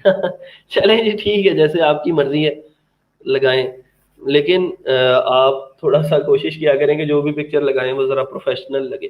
ठीक है, ताकि लगे कि यार ये एक बंदा काम करने वाला बंदा है और प्रोफेशनल फ्रीलांसर है। I made video on Canva, very good. मुझे बुक डिज़ाइन का ऑर्डर मिला है फेसबुक पे, और वो पैसे भेजना चाहते हैं, क्या कहूँ? तो उसको अपना अकाउंट नंबर भेजें अगर डायरेक्ट ऑर्डर है तो। अगर ये भी कर सकते हो कि आप अपनी बुक डिज़ाइन की एक गिग बना लो फाइवर के ऊपर, और उस गिग का लिंक उनको भेज दो कि इस गिग के ऊपर आप ऑर्डर कर दें तो मैं आपको बुक डिज़ाइन करके दे देता हूँ। ठीक है, इस तरह भी हो सकता है। चलें जी, रिस्पांस टाइम और रिस्पांस रेट की तरफ आते हैं। रिस्पांस रेट मैंने अभी डिस्क्राइब किया कि 10 लोगों का मैसेज आया आपको और आपने 9 लोगों को रिप्लाई किया, एक को रिप्लाई नहीं किया, इसका मतलब आपका रिस्पांस रेट जो है वो 90% है। रिस्पांस टाइम क्या है? Response time is average time है उन सारे रिस्पॉन्सेज का जितनी देर बाद आप रिप्लाई करते हो। जैसे एक बंदे को आपने रिप्लाई कर दिया 1 आवर के बाद, अगला बंदा आया उसको 10 घंटे बाद रिप्लाई किया, तो वो 1 और 10 की एवरेज निकालेगा, तो आपका जो एवरेज रिस्पॉन्स टाइम है वो 5 आवर्स हो जाएगा। ठीक है, तो इसको जरा बहुत ही ज्यादा मलूज़े खातर रखना, ये चीजें बड़ी इंपॉर्टेंट होती हैं।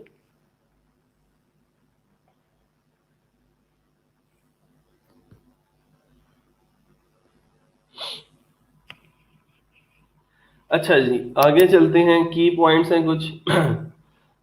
Response time, difference between response time and response rate, वही मैंने जो आपको बता दिया कि रिस्पॉन्स रेट क्या है, is the percentage of first responses to the new messages that a seller sends within 24 hours, and response time is the average amount of time in hours that it takes for a seller to send a first response। मैंने आप लोगों को कुछ चीज़ें दिखाई थी fibre के ऊपर। अगर मैं किसी फ्रीलांसर की प्रोफाइल विजिट करता हूँ तो ये लेवल 2 सेलर है। एवरेज रिस्पॉन्स टाइम इसका यहाँ पे फाइवर शो करवाता है, ठीक है, और फाइवर लोगों को बताता है कि ये 1 आवर के अंदर अंदर रिप्लाई कर देगा। इसका मतलब ये है कि इससे हमारी जो प्रोफाइल है उसके ऊपर कोई अच्छा या बुरा असर पड़ सकता है। अच्छा, अब ये देखें जरा, ये मैं आप लोगों को वीडियो दिखा रहा हूँ जो उसने वर्चुअल असिस्टेंट की एक गिग लगाई हुई है, और इस वीडियो के ये जो वीडियो है आई थिंक सो कि ये भी उसने वीडियो एफेक्ट्स मेकर से ही बनाई है।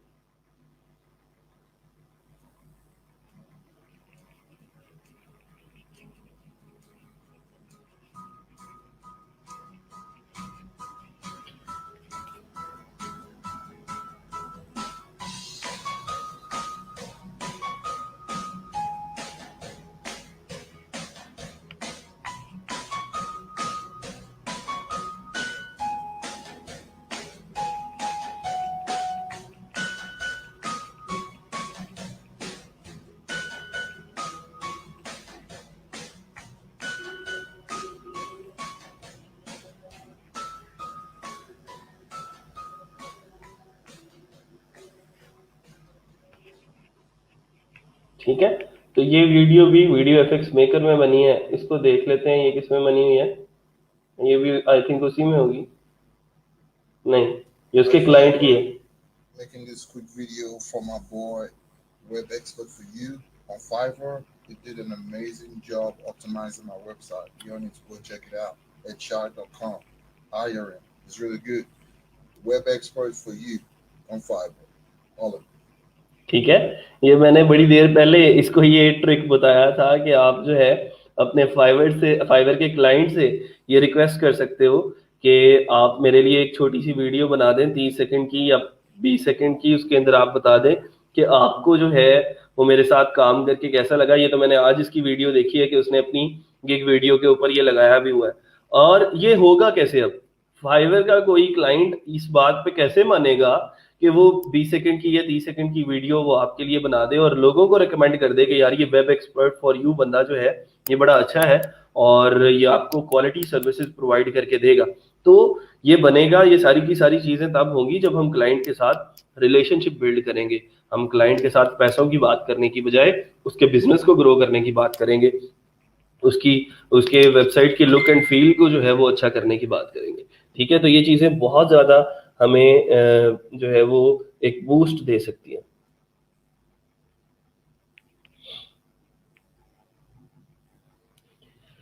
अच्छा जी, इसको हम यही देखने आए थे, हाँ रिस्पॉन्स टाइम देखने आए थे हम।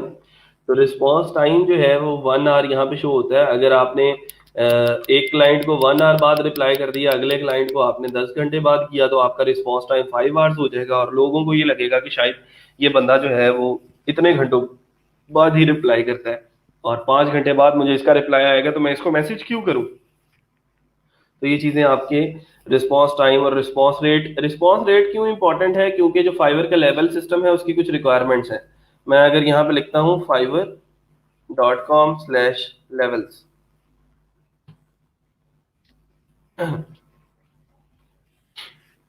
तो ये फाइवर के लेवल सिस्टम है। ठीक है, उसमें आप लोगों को ये एज अ न्यू सेलर जो चीज़ें मिलती हैं वो है जी 7 एक्टिव गिग्स हैं। लेवल 1 के सेलर बनने के लिए जो रिक्वायरमेंट्स हैं वो देखें जरा। उसमें से एक रिक्वायरमेंट है 90% response rate over the course of 60 days, कि आखिरी जो 60 दिन गुजारे हैं उसके अंदर आपने 90% लोगों को कम से कम रिस्पॉन्स किया हो विद इन 1 डे।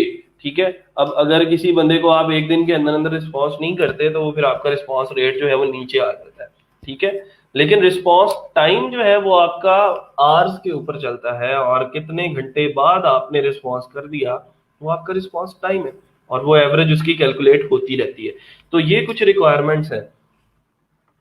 रिक्वायरमेंट्स क्या हैं जी लेवल 1 के सेलर बनने के लिए? ठीक है, और लेवल 1 के सेलर बनने के लिए आपको कंप्लीट करने हैं 60 days as an active seller on Fiverr. मतलब कि आपको साइन अप किए हुए फाइवर के ऊपर 60 दिन हो चुके हों, और आपने कम से कम 10 ऑर्डर कंप्लीट कर लिए हों। ठीक है, 10 ऑर्डर कंप्लीट किए हों, कोई इतनी बड़ी बात नहीं है 10 ऑर्डर कंप्लीट करना, और $400 की अर्निंग जो है वो कंप्लीट करना कोई इतनी बड़ी बात नहीं है। ठीक है, आपने वो जो 10 ऑर्डर्स कंप्लीट किए उनके अंदर आपको एवरेज जो स्टार रेटिंग है वो 4.7 होनी चाहिए, 90% आपका रिस्पॉन्स रेट होना चाहिए, 90% आपका ऑर्डर कंप्लीशन का रेट होना चाहिए। ये ना हो कि 10 ऑर्डर आए हैं उसमें से आपने 9 या 9 से भी कम डिलीवर किए हैं, तो ऑर्डर कंप्लीशन आपकी अच्छी होनी चाहिए। ये ना हो कि ऑर्डर कैंसिल ज्यादा हुए हों, कंप्लीट कम हुए हों। 90% on time delivery, on time delivery भी बड़ी इंपॉर्टेंट है कि जो टाइम आपने उसके साथ जो है वो सेट किया था आप उस टाइम के अंदर कम से कम डिलीवर कर दें। ये ना हो कि आप लोग ओवर डिलीवर करने के चक्करों में कि मैं उसको ये भी दे दूं, ये भी दे दूं, ये भी दे दूं, उस टाइम से एक्सीड कर जाएं जो टाइम आपने उसके साथ सेट किया था। Avoiding receiving warnings over the course of 30 days, last 30 days के अंदर आपको कोई वार्निंग ना आई हुई हो फाइवर की तरफ से। वार्निंग क्यों आती है? जब आप लोग क्लाइंट से बात करते हो, अच्छा चलो मुझे आप अपना व्हाट्सएप नंबर दे दो, अच्छा चलो तुम मुझे अपना ईमेल एड्रेस दे दो, मैं तुमसे वहां पे कम्युनिकेट करता हूँ। तो ये सारी की सारी रिक्वायरमेंट्स अगर आपकी कंप्लीट हो जाती हैं तो फिर आप जो है आप आप एक लेवल 1 की सेलर बन जाओगे, और लेवल 1 की सेलर बनते ही आपको जो सबसे बड़ा फीचर मिलेगा वो होगा 10 एक्टिव गिग्स का। एज अ न्यू सेलर हम 7 एक्टिव गिग्स लगा सकते हैं, लेकिन जैसे ही हम लेवल 1 के सेलर बनते हैं एक तो हमारी प्रोफाइल के ऊपर एक बैज लग जाता है। बैज कौन सा होता है? fiverr.com/web expert for you Baij लगेगा, ये वाला, ये नजर आ रहा है, ये लेवल 2। तो जैसे ही किसी बंदे को लेवल 2 लिखा हुआ यहाँ पे नजर आएगा तो उसका जो एतबार है इस बंदे के ऊपर वो बढ़ जाएगा, और उसको लगेगा कि यार ये लेवल 2 सेलर है, ये कोई नया बंदा नहीं है बल्कि ये पुराना बंदा है, और लोगों को ऑलरेडी इसने ऑर्डर्स करके दिए हैं। 31 ऑर्डर्स इसके ऊपर कंप्लीटेड हैं, 22 ऑर्डर्स इसके ऊपर कंप्लीटेड है। तो मतलब इसी तरह लेवल 2 की तरफ चलते हैं। अगर आप लेवल 1 बन चुके हैं, $400 की आपने अर्निंग कंप्लीट कर रही थी और 10 ऑर्डर्स कर लिए थे, तो उसके बाद फिर आपका ये कोर्स शुरू हो जाता है। मतलब लेवल 2 सेलर की तरफ जो दौड़ है, अगले स्टेप की तरफ जो दौड़ है वो आपकी स्टार्ट हो जाती है। लेवल 2 सेलर बनने के लिए आपको $2000 की अर्निंग चाहिए, और 50 ऑर्डर आपके कंप्लीट हुए हों, और 120 डेज आपके जो है वो फाइवर के ऊपर कंप्लीट हो चुके हों। बाकी ये निचली जो हैं ये वही सेम चीज़ें हैं। 4.7 की जो है वो रेटिंग है, 90% रिस्पॉन्स रेट, 90% ऑर्डर कंप्लीशन, और 90% ऑर्डर ऑन टाइम डिलीवरी। अब जब आप लेवल 2 के सेलर बनते हैं तो आपको यहाँ पे जो बेनिफिट्स मिलते हैं उसमें से सबसे बड़ा बेनिफिट आपको मिलता है कि आपकी 20 एक्टिव गिग्स जो हैं वो आपको मिल जाती हैं। और फिर हम जब 20 एक्टिव गिग्स का मतलब पता है क्या है? आपकी 20 दुकानें हैं, 20 अलग अलग शहरों में आपकी दुकानें हैं, कह लें कि आपकी फ्रेंचाइजीज हैं। ठीक है, पहले आप एक दुकान के अंदर काम कर रहे थे, और उसी वो जो दुकान थी वो जिस मोहल्ले में थी वहीं से आपको सारे के सारे जो है वो आते थे, और जो क्लाइंट्स। अब आपने एक और मोहल्ले के अंदर नई दुकान खोल ली, फिर नई दुकान एक और मोहल्ले में, नई दुकान एक और मोहल्ले में। तो उससे नई फ्रेंचाइजीज जब आपकी सर्विसेज की खुलेंगी तो आपकी ऑडियंस इंक्रीज करेगी, और आपके ऑर्डर के चांसेस जो हैं वो भी इंक्रीज कर जाएंगे। ठीक है, अर्न एटलीस्ट $20,000। अगर आपने टॉप रेटेड सेलर बनना है तो 20,000। मेरे 2 से 3 स्टूडेंट्स ऐसे भी हैं जो टॉप रेटेड सेलर बन चुके हैं, और 180 days as an active seller, 100 orders कम से कम कंप्लीट हो चुके हों, और बाकी ये जो हैं चीज़ें ये सारी की सारी सेम है, and 30 active gigs you can place on Fiverr. तो ये फाइवर का लेवल सिस्टम था कि जिसके अंदर हम एक स्टेप बाय स्टेप चीज़ें जो है वो कंप्लीट कर सकते हैं। ये थोड़ा सा नो हाउ इनका होना ज़रूरी है, चीज़ें पता होनी जो है वो कंप्लीट जो है वो ज़रूरी है। सर इतनी गिग्स लगानी कैसे हैं, ये तो 7 कंप्लीट नहीं हो रही। तकरीबन 2-15 दिन ठहर जाएं आप, ये 7 भी आपको कम लगेंगी और फिर आप कहेंगे कि सर ये 7 जो है वो कम है, हमारे पास अब स्किल्स जो है वो ज़्यादा हो गई हैं और हमें ये 7 गिग्स कम लग रही है। फिर आप दौड़ोगे लेवल 1 सेलर होने की तरफ कि हम जल्दी से जल्दी लेवल 1 सेलर हों ताकि हमें 10 गिग्स कंप्लीट कर सकें। सर अगर रिस्पॉन्स टाइम के लिए यहाँ के स्टूडेंट्स एक दूसरे को मैसेजेस कर लें, for example average response time 1 hour हो जाएगा सबका, या ऑर्डर भी आना जरूरी है, सारी चीजें जरूरी है ना। ये चीजें मैंने आपको जो बताई है ना, ये रिक्वायरमेंट्स, ये सारी requirements at the same time complete हो कि आपका ये $400 की अर्निंग भी हो, 10 ऑर्डर्स भी हो, 60 दिन भी हो चुके हों आपको, और ये सारी चीजें at the same time complete होंगी, तो फिर आप लेवल 1 के सेलर बन सकते हैं। ठीक है जी। आगे चलते हैं, और क्या है यहाँ पे। ये एक अच्छी चीज है, is every inbox message factored into my response rate. क्या हर मैसेज आपके रिस्पांस रेट को बढ़ा या कम कर सकता है या नहीं? तो उसका जवाब ये है कि the response rate indicator tracks your first response to a new request. वो कहता है जो रिस्पांस रेट है वो कम या ज्यादा क्या होता है, कब होता है, जब आपने किसी मैसेज का रिप्लाई, पहला जो रिप्लाई किया है वो कितनी देर बाद बाद किया है। अगर पहला रिप्लाई विद इन 1 डे कर दिया है तो आपका रिस्पॉन्स रेट कम नहीं होगा, लेकिन अगर पहला रिप्लाई 4 दिन बाद कर रहे हो तो रिस्पॉन्स रेट फिर 90% या 100% से कम आ जाएगा। After that first reply the rest of the conversation is not tracked. वो कहता है कि अगर आप पहला रिप्लाई आपने टाइम पे कर दिया है, उसके बाद आप बेशक घंटों बाद उसको रिप्लाई करो, वो कोई मसला नहीं है, लेकिन पहला रिप्लाई टाइम पे जाना चाहिए। Although it is important to continue conversations with the buyers until a conclusion is reached। तो सारी बात है, कम्युनिकेशन तो करनी ही है। अब कौन बंदा है ऐसा जो कि चाहेगा कि मैं पहला रिप्लाई टाइम पे कर लूं और बाकी मैं क्लाइंट की बात ना पूछूं? तो इस तरह का काम नहीं करना आपने। ये देखना है कि हमने ये चीजें कैसे जो है वो मैनेज करनी है, एक अच्छी कम्युनिकेशन जो है वो कैसे करनी है। अच्छा जी, ये रिस्पॉन्स रेट का इंडिकेटर है, रेड हो जाता है, ऑरेंज हो जाता है, ग्रीन हो जाता है। कोशिश करनी है कि आपका रिस्पॉन्स रेट जो है वो 90 से 100% ही रहे। आप लोग अपनी फाइवर की मोबाइल ऐप खोलते हैं तो उसका होम पेज के ऊपर ये सारी चीज़ें जो है वो आपको नज़र आ रही होती है। ठीक है जी। अच्छा, ये एक चीज़ है स्पैम, इसको हम डिस्कस कर लेते हैं। कुछ क्वेश्चन हैं वो मैं ले लेता हूँ। रिस्पॉन्स रेट और रिस्पॉन्स टाइम में डिफरेंस बता दें अगेन सर, मैं दोबारा से बता देता हूँ। रिस्पॉन्स रेट क्या है? 10 लोगों का मैसेज आया, मैंने 9 लोगों को रिप्लाई किया, मेरा रिस्पॉन्स रेट 90%। मैंने 8 लोगों को रिप्लाई किया, मेरा रिस्पॉन्स रेट 80%। ये हो गया रिस्पॉन्स रेट, जो कि परसेंटेज के अंदर मैनेज किया जाता है, परसेंटेज के अंदर कैलकुलेट किया जाता है। रिस्पॉन्स टाइम पे आओ, पहले क्लाइंट का मैसेज आया, मैंने उसको रिप्लाई किया 10 घंटे बाद, मेरा रिस्पॉन्स टाइम हो गया 10 आवर्स। रिस्पॉन्स टाइम आवर्स के अंदर कैलकुलेट किया जाता है और प्रोफाइल के ऊपर सामने लिखा भी वही जाता है।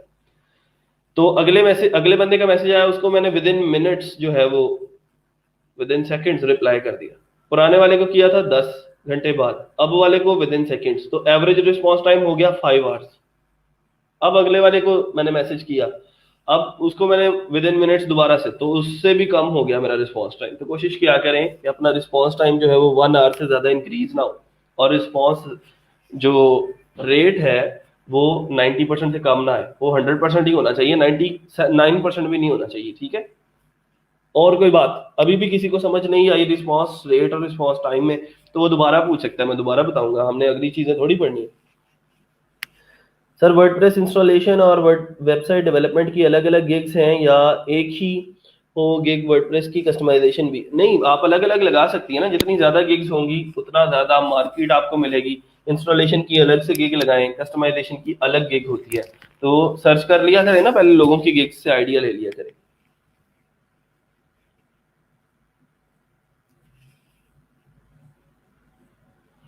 मैसेज इररिलेवेंट हो तो भी रिप्लाई लाजमी है सर रिस्पॉन्स रेट के लिए? हाँ जी बिल्कुल, मैसेज इररिलेवेंट है। जैसे आपको कोई बंदा मैसेज कर देता है और आप वो काम नहीं कर सकते, तो आप उसको कम से कम रिप्लाई करो और उस रिप्लाई के अंदर सॉरी कर लो कि यार मैं नहीं कर सकता आपसे, आपको ये मेरी स्किल सेट ये नहीं है, इस वजह से मैं आपको ये सर्विस प्रोवाइड नहीं कर सकता।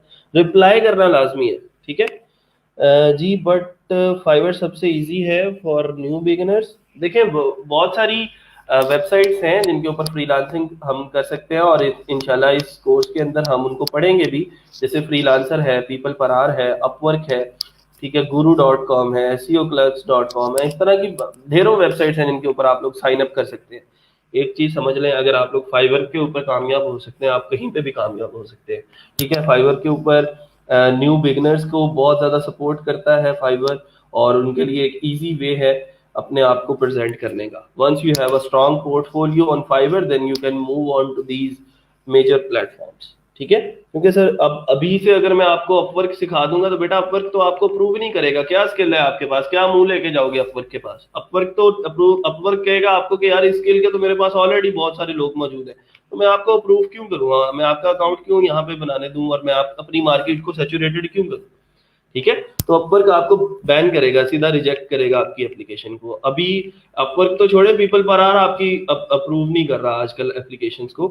इस वजह से मैंने फाइबर से स्टार्ट लिया है कि आपका यहाँ पे थोड़ा सा एक स्ट्रॉन्ग पोर्टफोलियो बन जाए, आपको पता लग जाए कि क्लाइंट के साथ कम्युनिकेट कैसे करना है, स्किल्स क्या है आपके पास, तो फिर आप मूव ऑन कर जाइएगा दूसरे प्लेटफॉर्म्स के ऊपर। सर दो इररेलेवेंट मैसेजेस आए तो मैंने रिप्लाई नहीं किया तो रेट 100 से 0 हो गया। हाँ जी बेटा, यही तो बातें हैं जो बताई नहीं जाती, जो लोगों को पता ही नहीं है। और बड़े बड़े मेंटोर्स माशाल्लाह से जिन्होंने कभी फाइवर पे साइन अप नहीं किया, वो आके हमें बता रहे होते हैं कि फ्रीलांसिंग कैसे करती हैं। ये हमारा अलमिया है कि ये छोटी छोटी सी चीजें डिस्कस नहीं की जाती, और फिर लोग जो है वो अपनी फ्रीलांसिंग जर्नी स्टार्ट होने से पहले ही खत्म करवा बैठते हैं। तो उससे बचने के लिए मैं तो इवन कहता हूँ, जो स्पैम मैसेजेस हैं, अब मैं स्पैम की तरफ आ रहा था कि स्पैम क्या होता है। कभी कभार हमें कोई मैसेज आता है कि जी, ये देखें जरा यहाँ पे, some type of messages are not factored into response rates, spam and solicitations. You do not have to reply to the spam and solicitations in your inbox. Reporting the messages as spam will count as your response to those messages. मैं थोड़ा सा बताना ये चाह रहा था कि spam को हमने आइडेंटिफाई कैसे करना है। जो बंदा आपको आके आपसे ये बात कर रहा है, मैं थोड़ा सा स्पैम मैसेजेस के बारे में बात कर रहा हूँ कि स्पैम भी बहुत सारे लोग होते हैं फ्रीलांसर पे, खास तौर पे फाइवर पे तो कम है, लेकिन freelancer.com पे बहुत ज्यादा है। एक बंदा, एक मैसेज आता है जी आपको आपके इनबॉक्स में, वो कहता है कि जी मेरी फलां वेबसाइट है, इसके ऊपर मुझे परमानेंटली एक वेब डेवलपर को, वेब डिज़ाइनर को हायर करना है, और मुझे आपकी प्रोफाइल बहुत पसंद आई है, मैं आपको हायर कर रहा हूँ, ये मेरा कॉन्टेक्ट नंबर है या मेरा ईमेल एड्रेस है, आप मुझे इसके ऊपर राब्ता करें, ये फलां वेबसाइट है, इसके ऊपर जाके आप अकाउंट बनाएं, इतने पैसे लगेंगे वो अकाउंट बनाने के, तो फिर हम आपकी जो रजिस्ट्रेशन है, वो आपकी जो हायरिंग का प्रोसेस है वो कंप्लीट हो जाएगा, और देन हम आपको हायर कर लेंगे। फिर क्या होगा, आप क्या करेंगे, उसके वादे के मुताबिक, उसकी बातों के मुताबिक उसके पीछे पीछे चल पड़ेंगे, आप उसके ईमेल का रिप्लाई करेंगे, वो आपको एक अकाउंट नंबर भेजेगा जिसके अंदर वो कहेगा कि इतने पैसे जमा करवा दें, और उसके बाद फिर वो आपको सब जगह से ब्लॉक कर देगा। तो इन चीज़ों को फ्रीलांसर के ऊपर ही या फाइवर के ऊपर ही हमने, बजाय इसके कि हम उसको रिप्लाई करें, हम उसको रिपोर्ट एज स्पैम कर सकते हैं। तो जितनी देर बाद आप उसको रिपोर्ट एज स्पैम करोगे, आपका रिस्पॉन्स टाइम कैलकुलेट हो जाएगा, आपका रिस्पॉन्स रेट कैलकुलेट हो जाएगा। ऐसे लोगों को रिप्लाई करने की बजाय हम रिपोर्ट कर दें, ताकि फाइवर को भी पता लगे कि इस तरह की गंदी मछलियों को हमने इस प्लेटफॉर्म से निकालना है, क्योंकि ये मैसेज मुझे स्पैम मैसेजेस कर रहा है और मुझे कह रहा है कि आउट ऑफ द फाइवर आओ, और मुझे कह रहा है कि पैसे जमा करवाओ। किसी ऐसे बंदे के ऊपर रिप्लाई नहीं कर, बिलीव नहीं करना जो आपसे कहता है कि पहले पैसे जमा करवाओ तो फिर मैं आपको काम दूंगा। देखिए फ्रीलांसिंग नाम ही इस चीज का है कि आप लोग बगैर पैसा इन्वेस्ट किए पैसे कमा सको, ठीक है। तो इस तरह की चीजों से बचना है आपने, और पैसे नहीं देने किसी को स्टार्ट में, आपने अपनी स्किल को बेचना है और पैसे कमाने हैं। इसकी बजाय आप पैसे देने लग जाएंगे तो it's not a good way क्या, और वैसे ही चीजें जो है वो थोड़ी सी खराब लगती है। सर किसी भी काम का स्टार्टअप मुश्किल होता है, उसके बाद सिस्टम चल जाए तो मुश्किल बात। हाँ जी बिल्कुल ऐसे ही है, पहला पहला स्टेप ही थोड़ा सा मुश्किल होता है। इसी वजह से मैं आप लोगों को कह रहा हूँ कि इसको इसको टाइम दें, ठीक है। फाइवर को टाइम दें, ये टाइम मांगता है आपसे, आपकी अटेंशन मांगता है, और आपको ये कहता है कि इसको इसको अभी मतलब ये एक छोटा सा बीज है, इसको पानी लगाना है हमने, इसके ऊपर मेहनत करनी है, तो फिर ये किसी दिन ये तनावर दरख्त बनेगा। लेकिन अभी स्टार्ट में हमें इसको टाइम देना पड़ेगा, और बगैर इस उम्मीद के कि यार ये अभी मुझे जो है वो फीडबैक या फल देने लग जाएगा, ठीक है, इसको थोड़ा सा टाइम लगेगा, 1 माह 2 माह आपको लगाने पड़ेंगे, ठीक है। सर कोऑपरेटिव ट्रेनिंग और मोटिवेशनल सेशंस की गिग लगा सकते हैं। देखें आप, यहाँ पे मैं रेकमेंड ये करूँगा कि जो चीज़ें मैं पढ़ा रहा हूँ थोड़ा सा उनके ऊपर ज़्यादा फोकस कर लें। ये चीज़ें भी अच्छी हैं, चल सकती हैं, लेकिन जो चीज़ें मैं आप लोगों को यहाँ पे डिस्कस कर रहा हूँ, मैं दावे से कह सकता हूँ कि आप लोगों को कोई सॉफ्टवेयर हाउस ये चीज़ें नहीं बताएगा, आपको कोई इंस्टीट्यूट ये चीज़ें नहीं बताएगा जो यहाँ पे रोजगार के अंदर डिस्कस की जाती हैं आप लोगों के साथ, ठीक है। यहाँ पे पूरी दुनिया में आपको कहीं लॉयल ट्रेनर्स नहीं मिलेंगे जो अपनी अपने ट्रिक्स अपने टिप्स आप लोगों के साथ शेयर करेंगे। मैंने उस दौर के अंदर लर्निंग की है जब लोग, हम कहीं किसी के साथ किसी से कुछ चीज़ सीखने जाते थे तो वो अपनी एलईडी का बटन ऑफ कर लेते थे कि इसको कहीं उस प्लेटफॉर्म का ना पता चल जाए कि जिसके ऊपर हम काम कर रहे हैं। अब आप लोगों के पास रिसोर्सेज भी मौजूद हैं, अब आप लोगों के पास इंफॉर्मेशन भी मौजूद है, सिर्फ कमी है मेहनत की। अगर आप लोग थोड़ा सा टाइम इसको दे लेते हैं, अगर 1-2 महीने देने पड़ जाते हैं, देखें इतने धक्के हमने उसके लिए भी तो खाए हैं ना, नौकरी के लिए भी तो दर दर की ठोकरें खाई हैं, बिजनेस को स्टार्ट करने के लिए भी तो हमने काम किया है। अगर इसको थोड़ा सा टाइम दे लेते हो तो ये आप लोगों को नौकरी से ज्यादा आउटपुट दे सकता है, बिजनेस से ज्यादा आउटपुट दे सकता है। बिजनेस भी हमने करना है इंशाल्लाह, हमने जाना एंटरप्रेन्योरशिप की तरफ ही है कि हमने जो है वो अपने फ्रीलांसिंग से पैसे कमा के हमने बिजनेस के अंदर लगाने हैं, और उस बिजनेस के अंदर भी कोई ना कोई डिजिटल टच होना चाहिए। लेकिन हमारा अभी जो फिलहाल हमारे पास जो रिसोर्सेज हैं हम उनको इस्तेमाल करें और उनसे कुछ ना कुछ अच्छा निकालने की कोशिश करें, ठीक है। तो स्पैन क्लाइंट नेगेटिव फीडबैक भी कर सकता है? नहीं, नेगेटिव फीडबैक तो तब करेगा ना जब वो आपको ऑर्डर करेगा, तो जब आप उसे ऑर्डर ले ही नहीं रहे तो फिर वो नेगेटिव फीडबैक कैसे करेगा आपके ऊपर, ठीक है। तो आप उसके साथ कम्युनिकेट ही ना करो। दूसरी वेबसाइट ने आपको स्टार्टअप भी नहीं करने देना। सर मुझे स्पैम में मैसेज आया था बट मैंने रिपोर्ट कर दिया, वेरी गुड। स्पैम आपके इनबॉक्स में ही आएगा, ठीक है, और आपके इनबॉक्स में ही वो आपको रीच करेंगे, जैसे बाकी क्लाइंट्स रीच करते हैं वैसे ही आपको वो भी रीच करेंगे। अब ये आपको आइडेंटिफाई करना है कि कौन बंदा रियली आपसे काम करवाना चाहता है और कौन बंदा ऐसे ही बस चबले मार रहा है, ठीक है। मुझे 50,000 देने का कहा था, हाँ जी बिल्कुल ऐसे ही है वो। अक्सर ये तो आजकल बड़ा ट्रेंड में है ये वाला स्पैम। वो कहता है कि जी मैं आपको फाइवर की गिग के ऊपर ऑर्डर कर देता हूँ, आप जो है 50,000 पाकिस्तान के अंदर मेरे किसी मौजूद रिश्तेदार को दे दें, ठीक है। मैं आपको ऑर्डर कर रहा हूँ, इतने 50,000 का ऑर्डर कर रहा हूँ, या लाख का कहेगा कि 1 लाख रुपए का मैं आपको फाइवर की गिग के ऊपर ऑर्डर कर देता हूँ, आप उसमें से 50,000 जो है वो मेरे किसी कजन को दे दें और 50,000 आप अपने पास रख लें। वो ऑर्डर भी कर देगा आपकी गिग के ऊपर और आप उसके कजन को 50,000 रुपए भी दे दोगे। जैसे ही उसके कजन को 50,000 रुपए मिलेंगे वो आपका ऑर्डर जो है वो कैंसिल कर देगा और अपने पैसे वापस मंगवा लेगा, ठीक है। तो ऐसे लोगों से बचना है। सर आपने कितने ईयर्स के बाद बिजनेस स्टार्ट किया? मैंने अगर मैं बात करूं अपनी, तो मैंने स्टार्ट फाइवर से किया था 2013 में, जब मैंने यूनिवर्सिटी के अंदर एडमिशन लिया 2013 में, तो साथ साथ मैंने फाइवर के ऊपर काम करना शुरू किया। तकरीबन 6 से 7 माह लगे थे मुझे पहला ऑर्डर मिलने में, 6 से 7 महीने बाद मुझे पहला ऑर्डर मिला था।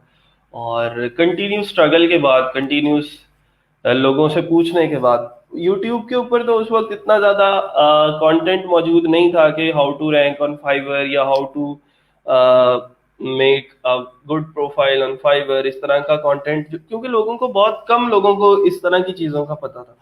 तो मैं मारा मारा यही इन लोगों के पीछे फिरा हूँ और लोगों से सीखने की कोशिश की है कि उनसे मैं सीख सकूं कि फाइवर पे काम कैसे करना है, और फाइवर फाइवर के ऊपर हमने अपनी गिग्स को कैसे रैंक करना है, फाइवर के ऊपर इन चीज़ों को।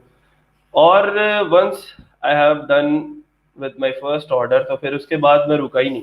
फिर उसके बाद एक पहला ऑर्डर करते करते मुझे दूसरा ऑर्डर भी मिला, और इसी तरह तकरीबन 2 से 3 माह के अंदर लेवल 1 सेलर और फिर लेवल 2 सेलर जो है मैं फाइवर के ऊपर हुआ। फिर उसके बाद कुछ चीज़ें ऐसी हुई कि मुझे ये लगा कि आप कंटिन्यूअसली 2 से 3 साल आप फाइवर के ऊपर जब काम करते हो तो फिर आपकी बस हो जाती है।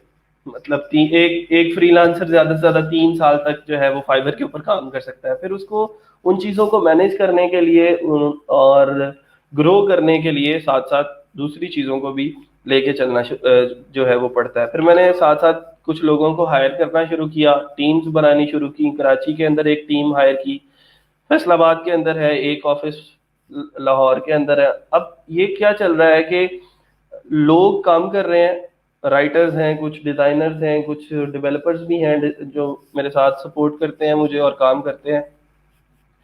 तो ये सारी की सारी चीज़ें आप लोगों को थोड़ा सा मेहनत से और थोड़ा सा अपनी स्ट्रेटजी जो है अपनी ग्रो करने की जो स्पीड है उसको देखना पड़ता है। कुछ फास्ट लर्नर्स होते हैं, कुछ स्लो लर्नर्स होते हैं, ठीक है, दोनों ही तरक्की कर सकते हैं।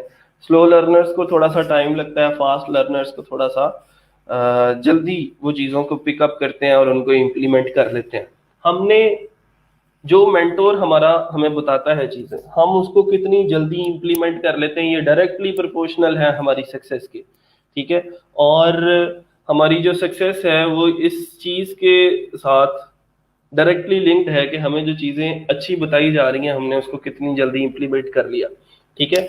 आप लोगों को बहुत सारे लोग आएंगे, वो कहेंगे कि यार इसके अंदर कुछ नहीं रखा हुआ, फ्रीलांसिंग तो बस ऐसे ही है, लोग आते हैं प्रोफाइल बनाते हैं उनको ऑर्डर ही नहीं मिलता, इतने इतने महीने वो लगा के चले जाते हैं। उन लोगों में से नहीं बनना जो 6 माह मेहनत करके जो है वो बस कर देते हैं, हालांकि उनको 7वें माह में ऑर्डर आना होता है। हमने कंसिस्टेंटली काम करना है और कंसिस्टेंटली इन चीज़ों को लेके चलना है। उसके बाद फ्रीलांसिंग के बाद मैं जब बिजनेस के अंदर आया तो सबसे पहली मैंने एक विशेष की साइट जो है वो स्टार्ट की। उसके ऊपर जैसे ये आजकल आप लोगों को मैं दिखा रहा हूँ ना, क्यूटीन और हुट रैबिट, इस तरह के जो प्रोजेक्ट्स हैं, तो वो स्टार्ट में विशेष की एक वेबसाइट थी जिसने तकरीबन को 5-6 महीने बाद एडसेंस के अंदर पहला $1 बना था। तो मतलब ये है कि हजारों साल नरगिस अपनी बेनूरी पे रोती है, बड़ी मुश्किल से होता है चमन में दीदावर पैदा। तो अब आहिस्ता आहिस्ता अब फिर एक दौर ऐसा आता है कि जब आप सो भी रहे होते हैं तो आपके अकाउंट के अंदर डॉलर्स जनरेट हो रहे होते हैं और आपकी जो वर्थ है वो इंक्रीज हो रही होती है, आपकी आपके प्रोजेक्ट्स की वर्थ इंक्रीज हो रही होती है, ठीक है। तो हमने अपनी मोटिवेशन लेवल को डाउन नहीं करना, इतना सा इतबार मेरे ऊपर कर लें कि बेटा मेहनत करोगे ना तो फल तो मिलना ही मिलना है। अल्लाह ताला ने तो वादा किया हुआ हमारे साथ, और अल्लाह ताला अपने वादे से तो नहीं फिर सकता। अल्लाह ताला ने कहा मैंने लईसल इंसाना इल्ला मा सा, इंसानों के लिए, आदमी के लिए वही कुछ है जिसके लिए वो मेहनत करता है। अब ये कितनी बड़ी बात है अगर इसको समझा जाए कि अब हम हमें वही मिलेगा जिसके लिए हमने मेहनत की है। हम लोग क्या कहते हैं, यार मैंने एफर्ट तो बहुत की थी लेकिन मुझे उसका सिला नहीं मिला। ये बहुत बड़ी गलत बात है, इसके अंदर थोड़ा सा शिर्क भी आ जाता है। अल्लाह ताला तो अपने वादे से फिर नहीं सकता। अल्लाह ताला तो कहता है कि जितनी मेहनत तुमने की है मैं उसका रिवॉर्ड तुम्हें दूंगा। असल में होता ये है कि हम उस रिवॉर्ड को पैसे की शक्ल में एक्सपेक्ट कर रहे होते हैं, लेकिन वो अल्लाह ताला हमें किसी और शक्ल में उस रिवॉर्ड को देना चाह रहा होता है। अल्लाह ताला हमें किसी हादसे से बचा लेता है, अल्लाह ताला हमें किसी और शक्ल में उसका रिवॉर्ड दे देता है, पैसे की शक्ल में नहीं मिलता। तो मतलब ये है कि थोड़ा सा अगर हम लोग फोकस करें अपनी मेहनत के ऊपर, हमारा काम सिर्फ मेहनत करना है और उसका रिवॉर्ड हमें अल्लाह ताला पे छोड़ देना चाहिए। मैंने भी कभी एक्सपेक्ट नहीं किया था कि मैं बिजनेस के अंदर आऊंगा, या फिर मुझे बचपन से ही शौक था जी मैं पायलट बनूंगा, मैंने एयरफोर्स में जाना है और ये सारा कुछ मैं मतलब आधी जिंदगी मैंने उस तरफ लगा दी।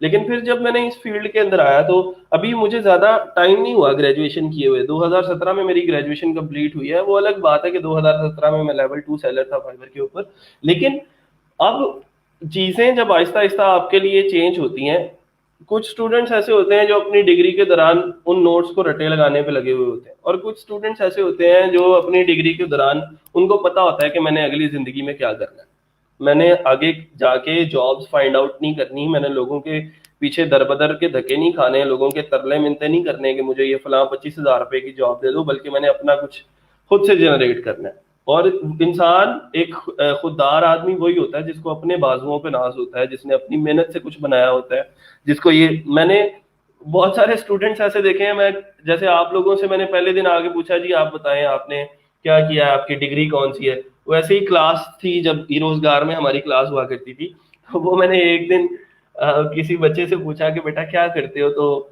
वो उसका जवाब था कि बड़े भाई बाहर होंगे ने।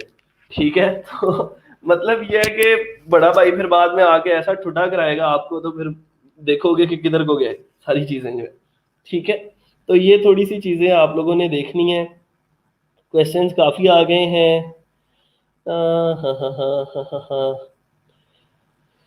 प्लीज फाइवर पे पेमेंट रिसीव करने का मेथड बता दें। भाई पहले पैसे कमा तो लो थोड़े से, जब पैसे आ जाएंगे ना तो फिर मैं तुम्हें ये भी बता दूंगा कि वो पेमेंट रिसीव कैसे करनी है। अभी आपका काम सिर्फ ये ऑर्डर लो, ऑर्डर आ जाएगा तो वो डॉलर्स आपके फाइवर के अकाउंट में आ जाएंगे। वो देन आपने रिसीव कैसे करने हैं उसके लिए मैं इंशाल्लाह एक पूरा लेक्चर दूंगा आप लोगों को कि हमारे पास कौन कौन से मेथड्स हैं जिनके जरिए हम सात समंदर पार बैठे हुए लोगों से जो डॉलर्स हैं वो अपने हाथ में लेके आ सकते हैं। ठीक है जी। सर स्पेशल एजुकेशन में बताया जाता है कि स्लो लर्नर्स को टाइम तो लगता है, उन पर जोर ज़्यादा लगाना पड़ता है, लेकिन अगर वो स्टार्ट हो जाए तो फास्ट लर्नर्स उनके सामने कुछ भी नहीं। हाँ जी बिल्कुल ऐसे ही है। ठीक है ठीक है ठीक है।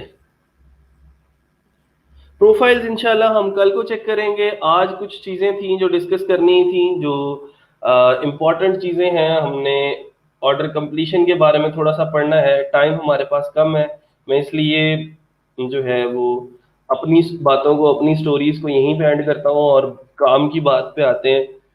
और ऑर्डर कंप्लीशन और कैंसलेशन, कैंसलेशन हमने शायद पहले भी डिस्कस की थी कि कितनी किस्म की कैंसलेशंस होती हैं।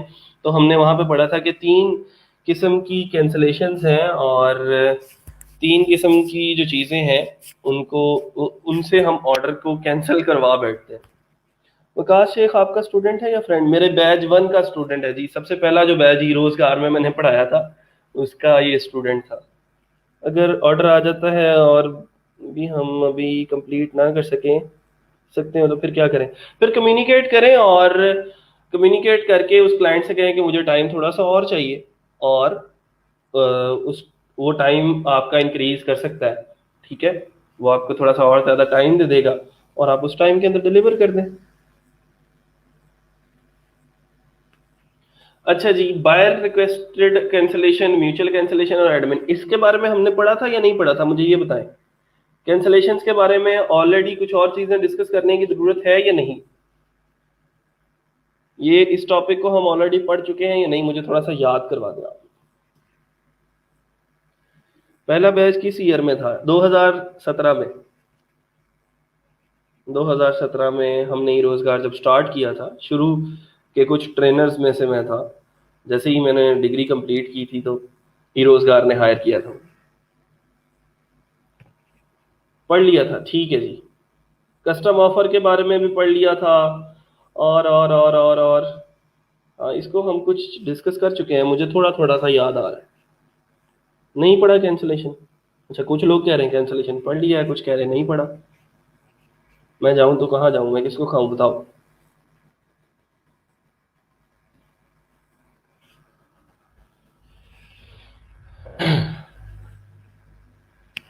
हाँ पढ़ा था, मुझे याद तो आ रहा है। पिछले बैच को तो नहीं पढ़ाया मैंने, इसी को पढ़ाया है। इतना पुराना पढ़ाया हुआ तो नहीं है। हाँ, बाय रिक्वेस्टेड कैंसलेशन है। दोबारा से एक दफा थोरली रिव्यू कर देता हूँ, फिर उसके बाद आगे चलते हैं। Bye requested cancellations, sir cancellation के बारे में बता दें। चलें जी, ठीक है, मैं दोबारा से रिव्यू कर रहा हूँ कि ऑर्डर कैंसिल क्यों होता है और किन किन तरीकों से ऑर्डर कैंसिल हो सकता है। बाय रिक्वेस्टेड कैंसलेशन हैं कुछ। सबसे पहली जो कैंसलेशन और बुरी कैंसलेशन है वो ये होती है, और बुरी कैंसलेशन इसलिए कहते हैं क्योंकि हम क्लाइंट से कुछ और एक्सपेक्ट कर रहे होते हैं, क्लाइंट हमसे कुछ और एक्सपेक्ट कर रहा होता है, हम क्लाइंट को कुछ और दे रहे होते हैं। इसका हल ये होता है कि हम एक कॉन्ट्रैक्ट बना लें, एक वर्ड की फाइल के अंदर वो सारी की सारी चीज़ें ऑर्डर प्लेस करवाने से पहले हम क्लाइंट को लिख के दें कि भाई साहब आप यही एक्सपेक्ट कर रहे हैं मेरे से, आपको यही चीज़ें ही चाहिए, और साथ नीचे उनका सोल्यूशन बताएं कि मैं ये सोल्यूशन, इसका ये प्रॉब्लम जो है आपका, ये मैं इस तरीके से सॉल्व कर सकता हूँ। तो वो कॉन्ट्रैक्ट एक छोटा सा बना लें और वो आप क्लाइंट को सेंड करें, ताकि उसको पता हो ऑर्डर प्लेस करने से पहले कि मैं ये जो बंदा है ये मुझे ये फला फला चीज़ें करके देने का ही पाबंद है। तो फिर उसके बाद आप ऑर्डर प्लेस करवाएंगे और आप उस ऑर्डर के अंदर सारी की सारी जो आपने उसे यार मैं एक मिनट एसी को थोड़ा सा स्लो कर लूँ, बहुत ठंड मार रहा है आज। अच्छा, तो जब हमने उसे कॉन्ट्रैक्ट एक साइन कर लिया और उसको बता दिया, समझा दिया कि भाई साहब मैं आपको यही कुछ दूंगा, तो फिर वो आपसे जो है ये चीज़ें ओवर एक्सपेक्ट नहीं करेगा, आपको भी ओवर डिलीवर करने की ज़रूरत नहीं पड़ेगी।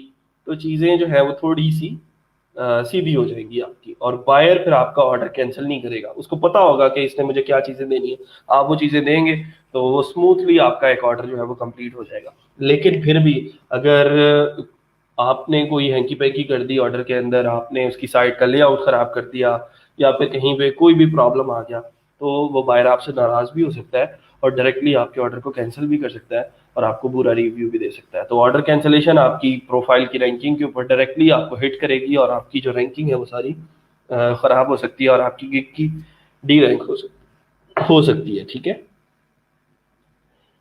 ठीक है जी। तो म्यूचुअल कैंसिलेशन ये होती है कि अगर कोई बंदा आके गलती से ऑर्डर प्लेस कर दे आपको, या फिर वो कुछ और एक्सपेक्ट कर रहा हो, उसने डायरेक्टली ऑर्डर प्लेस कर दिया, जब कम्युनिकेशन की तो उसको पता ना चला कि यार इस गिग में तो ये मुझे नहीं मिलेगा, तो फिर वो म्यूचुअली कैंसिल करता है आपको, वो आपको ऑर्डर कैंसिल करने की रिक्वेस्ट भेजता है, आप उसको एक्सेप्ट कर लेते हो और वो ऑर्डर म्यूचुअली कैंसिल हो जाता है। और उससे आपकी प्रोफाइल के ऊपर कोई भी बुरा रिव्यू नहीं पड़ता और बुरा इम्पैक्ट जो है वो नहीं पड़ता, और आपकी प्रोफाइल की रैंकिंग भी सेम वही रहती है। एडमिन की तरफ से जो कैंसिलेशन होती है, आप जाके फाइवर को शिकायत लगा देते हो, ठीक है, कि आपका जो बायर है वो मेरे से ओवर एक्सपेक्ट कर रहा है, मैंने इससे ये चीजें कमिट की थी, लेकिन ये अब पंगा कर रहा है और अब मेरे से कह रहा है ये भी करके दो, मुझे ये भी करके दो। उसका उसका रीजन ये होता है कि आप लोग अपनी जो रिवीजन वाला सेक्शन होता है गिग क्रिएशन में, वो आप वहां पे लिख देते हो मैं अनलिमिटेड रिवीजन दूंगा। तो वो कहता है ठीक है, फिर अनलिमिटेड रिवीजन दिए तो जरा आ जाओ मैदान में, मैं तो तुम्हारे से दोबारा दोबारा रिवाइज वर्क लेता ही रहूंगा। ठीक है, तो इससे बचना है जरा, और क्लाइंट के साथ फटा नहीं करना, कम्युनिकेशन पोलाइट होनी चाहिए, आपका बिहेवियर जो है वो अच्छा होना चाहिए, ताकि आपको फिर बाद में क्लाइंट कोई मसला ना हो और कम्युनिकेशन के अंदर, और एडमिन के पास ना जाना पड़े। और ये ना एडमिन के साथ आपके जितने ज्यादा राब्ते होंगे फाइवर की सपोर्ट के साथ, उतना ज्यादा ना फाइवर आपको फिर सपोर्ट नहीं करेगा। वो फाइवर ये कहेगा कि यार इसको हर ऑर्डर के अंदर कोई ना कोई पंगा होता है और मुझे एक बंदा भेजना पड़ता है इसके साथ कम्युनिकेट करने के लिए और इसके सारे प्रॉब्लम्स को रिजॉल्व करने के लिए, तो चलो ऐसा करते हैं इसको हम कोई ऑर्डर देते ही नहीं है। ठीक है, तो फिर आप फाइवर आपको सपोर्ट ही नहीं करता। ठीक है जी। तो ये तीन किस्म की कैंसलेशन हैं, तीनों किस्म की कैंसलेशन से हमने बचना है। ये बचा सिर्फ इसीलिए जा सकता है कि आप अपनी चीज़ों को स्मूथली लेके चलें, क्लाइंट की रिक्वायरमेंट को पहले सही तरीके से समझें और समझने के बाद आप उसे ऑर्डर प्लेस करवाएं, और फिर उसके बाद जो है वो चीज़ें आप जो है वो अपना काम शुरू करें, ताकि आपको भी पता हो कि आपने क्या करना है और क्लाइंट को भी पता हो कि उसने क्या रिसीव करना है और क्या एक्सपेक्ट करना है। अच्छा जी, फिर उसके बाद ना फाइवर के ऊपर एक होता है vacation mode. Vacation mode on करने से आपकी फाइवर की जो गिग्स हैं वो रैंक, जो उनकी रैंकिंग है वो सारी ज़ाया हो जाती है। अगर आपको कहीं पे जाना पड़ गया जी, आपने जो है वो नॉर्दर्न एरियाज की जो है वो सैर पे जाना है, यहाँ ऑर्डर पे ऑर्डर गिर रहा था, आप जो है वो माशाल्लाह नौरान कान की सैर को चले गए, तो आप वेकेशन मोड ऑन करेंगे और आपको कोई भी ऑर्डर एक हफ्ते के दौरान नहीं आएगा जब तक आप वापस आके उसको ऑफ नहीं कर देते। ठीक है, तो उससे आपकी जो गिग्स हैं वो सर्च रिजल्ट्स के अंदर शो होना बंद हो जाती हैं, आपकी रैंकिंग सारी की सारी तबाह बर्बाद हो जाती है। इस वजह से मैं कभी भी रिकमेंड नहीं करता आप लोगों को कि आप लोग वेकेशन मोड ऑन करें।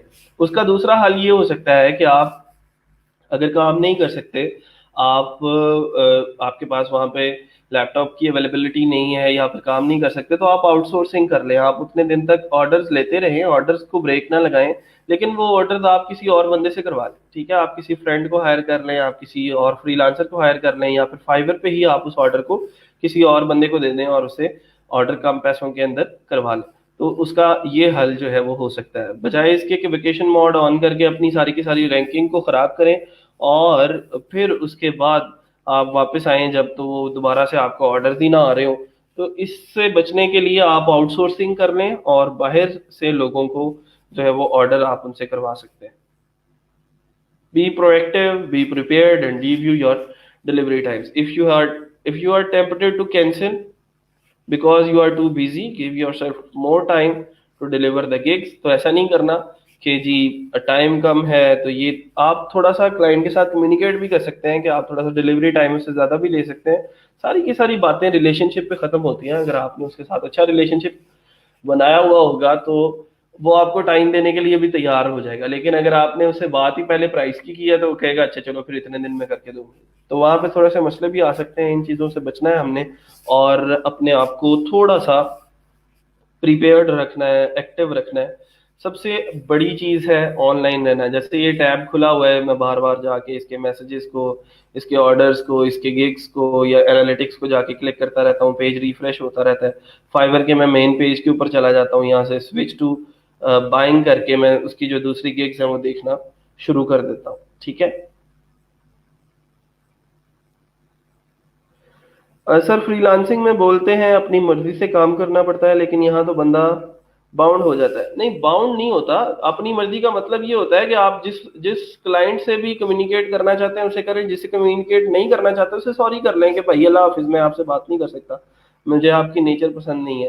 ठीक है, बाउंड होने का मतलब ये है, वेकेशन मोड की जो है ऑप्शन तो उसने रखा है फाइवर ने, ठीक है, कि आप वेकेशन मोड ऑन कर लें और ये सारे का सारा काम है। लेकिन मैं आपको रिकमेंड नहीं कर रहा कि वेकेशन मोड ऑन करें ना। ठीक है, अगर आपकी अपनी मर्जी, आप नहीं काम करना चाहते तो छोड़ दें उसको।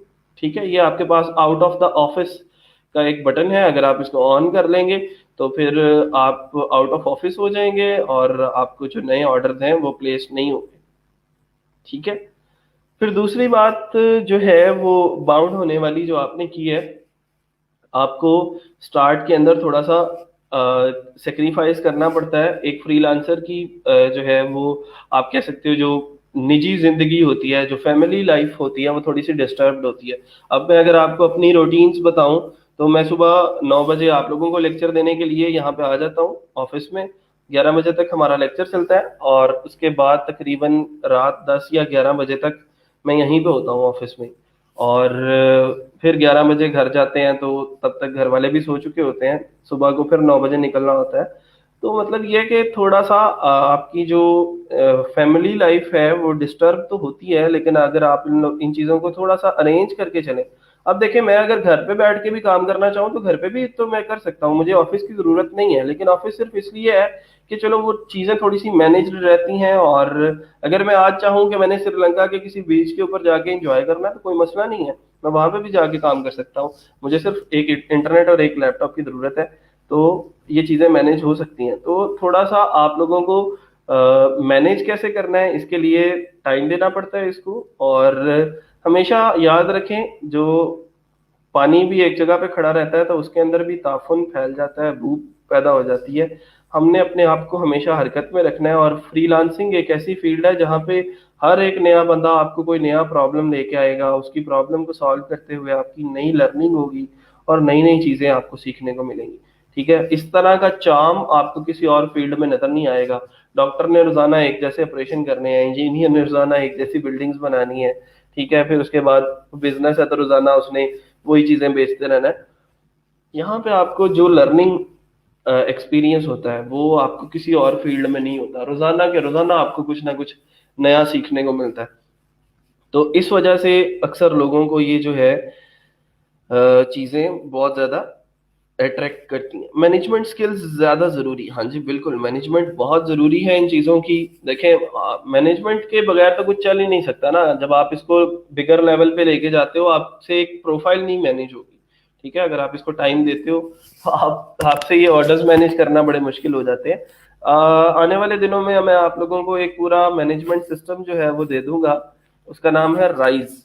ठीक है, उसके अंदर जाके आप अपनी टीम्स को मैनेज कर सकते हैं। वो टीम उसके उस पोर्टल के ऊपर जाके साइन अप करती है और उसको वहां पे उसके जो असाइन टास्क होते हैं उन टीम मेंबर्स को वो नजर आ जाते हैं कि ये बॉस ने मुझे ये टाइम ये जो है वो चीजें असाइन की हैं। जैसे मैं अगर थोड़ा सा दिखा दूं, मैंने लास्ट टाइम बनाया था team.techventions.com जो है, इसके ऊपर मैंने उसको इंस्टॉल किया था। अभी सही रनिंग में नहीं है क्योंकि जो पिछला वाला था वो मैंने उसकी होस्टिंग चेंज की थी तो वो ख़त्म हो गया था। मैं अगर थोड़ा सा कौन सा वाला है, ये वाला होगा शायद। चलें साइन इन करते हैं ज़रा इसको। तो ये देखें जी, एक पूरा का पूरा सिस्टम है जिसके अंदर यहाँ पे अगर मैं प्रोजेक्ट्स के अंदर आऊँ, ऑल प्रोजेक्ट्स, तो अभी एक प्रोजेक्ट इसके ऊपर मैंने लिखा था और वो प्रोजेक्ट था फाइवर का। फाइवर से जो ऑर्डर आ रहे हैं उसके लिए टीम मेंबर्स किधर हैं जी? टीम मेंबर्स, ये टीम मेंबर्स हैं।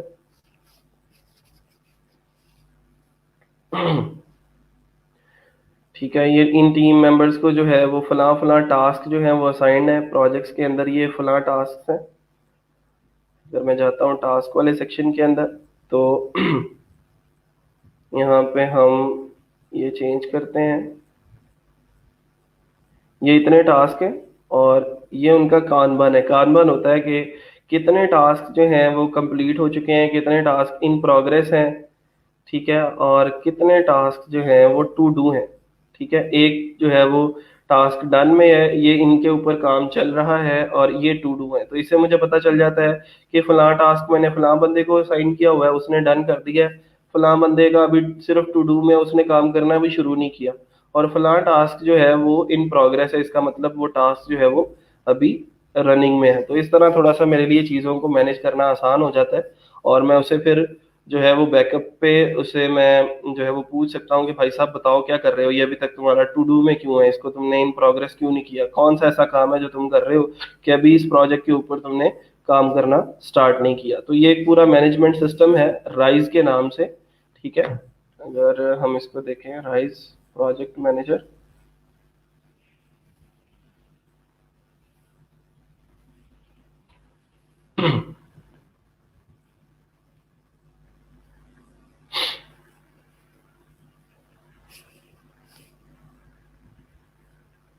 55 डॉलर में ये हमें मिल रहा है। कोड कैनियन एक मार्केट है जिसपे इस किस्म के थीम्स और प्लगइन्स और ये इस तरह के जो प्रोजेक्ट मैनेजमेंट सिस्टम्स हैं ये हमें मिल जाते हैं। ये इंशाल्लाह मैं आने वाले दिनों में जब आप लोग खुद से अपनी टीम्स बना लेंगे, अपनी टीम्स के अंदर टास्क को डिवाइड कर लेंगे, तो फिर मैं आप लोगों को ये दे दूंगा। जब आपको इसकी ज़रूरत पड़ेगी आप इसको अपनी डोमेन के ऊपर कहीं पे भी इंस्टॉल कर लें। जैसे ये techmentions.com के ऊपर मैंने टीम नाम की एक सब डोमेन बनाई है, उसके ऊपर मैंने इसको इंस्टॉल किया है और इसके अंदर मैं अपनी इस टीम को मैनेज कर रहा हूँ।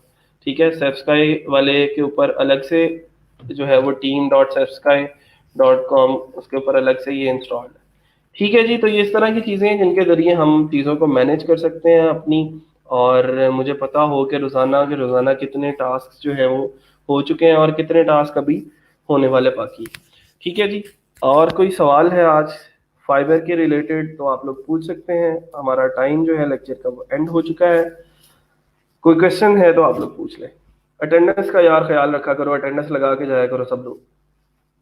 ठीक है, ये कुछ टॉपिक्स हैं जो हम इंशाल्लाह आने वाले दिनों में और ज़्यादा डिस्कस कर लेंगे। कल को अपनी जो फाइबर की गिग्स हैं उनको ज़रा टाकी शाकी मार के आइएगा, उसको मैं दोबारा से रिव्यू करूँगा। अपनी जो वीडियोज़ हैं, गिग वीडियोज़, वो सब लोगों की तैयार होनी चाहिए और लगी होनी चाहिए। अकरम और रफ़ीन सर, मैंने भी डोमेन बाय कर ली है। ठीक है जी, उसके ऊपर वर्डप्रेस इंस्टॉल करें और काम करना शुरू करें, उसके डैशबोर्ड को एक्सप्लोर करें। कल तो फ्राइडे है, इंशाल्लाह मंडे से हम जो है वो चीज़ें और ज़्यादा जो वर्डप्रेस की डिटेल्ड चीज़ें हैं उसको डिस्कस करना शुरू करेंगे। सर कल प्रोफाइल रिव्यू करेंगे? हाँ जी, इंशाल्लाह कल को प्रोफाइल्स में देखूंगा आप लोगों की और उसके ऊपर क्या कारस्तानियाँ की हैं आपने, उसके ऊपर जो जो इम्प्रूवमेंट्स आप लोगों को चाहिए होंगी उसके ऊपर और ज़्यादा डिटेल में डिस्कशन करेंगे। ठीक है जी, आज के लिए इतना ही। इंशाल्लाह फिर मिलते हैं छोटी सी ब्रेक के बाद। अपना और अपने घर वालों का ख्याल रखिएगा। अल्लाह हाफिज़।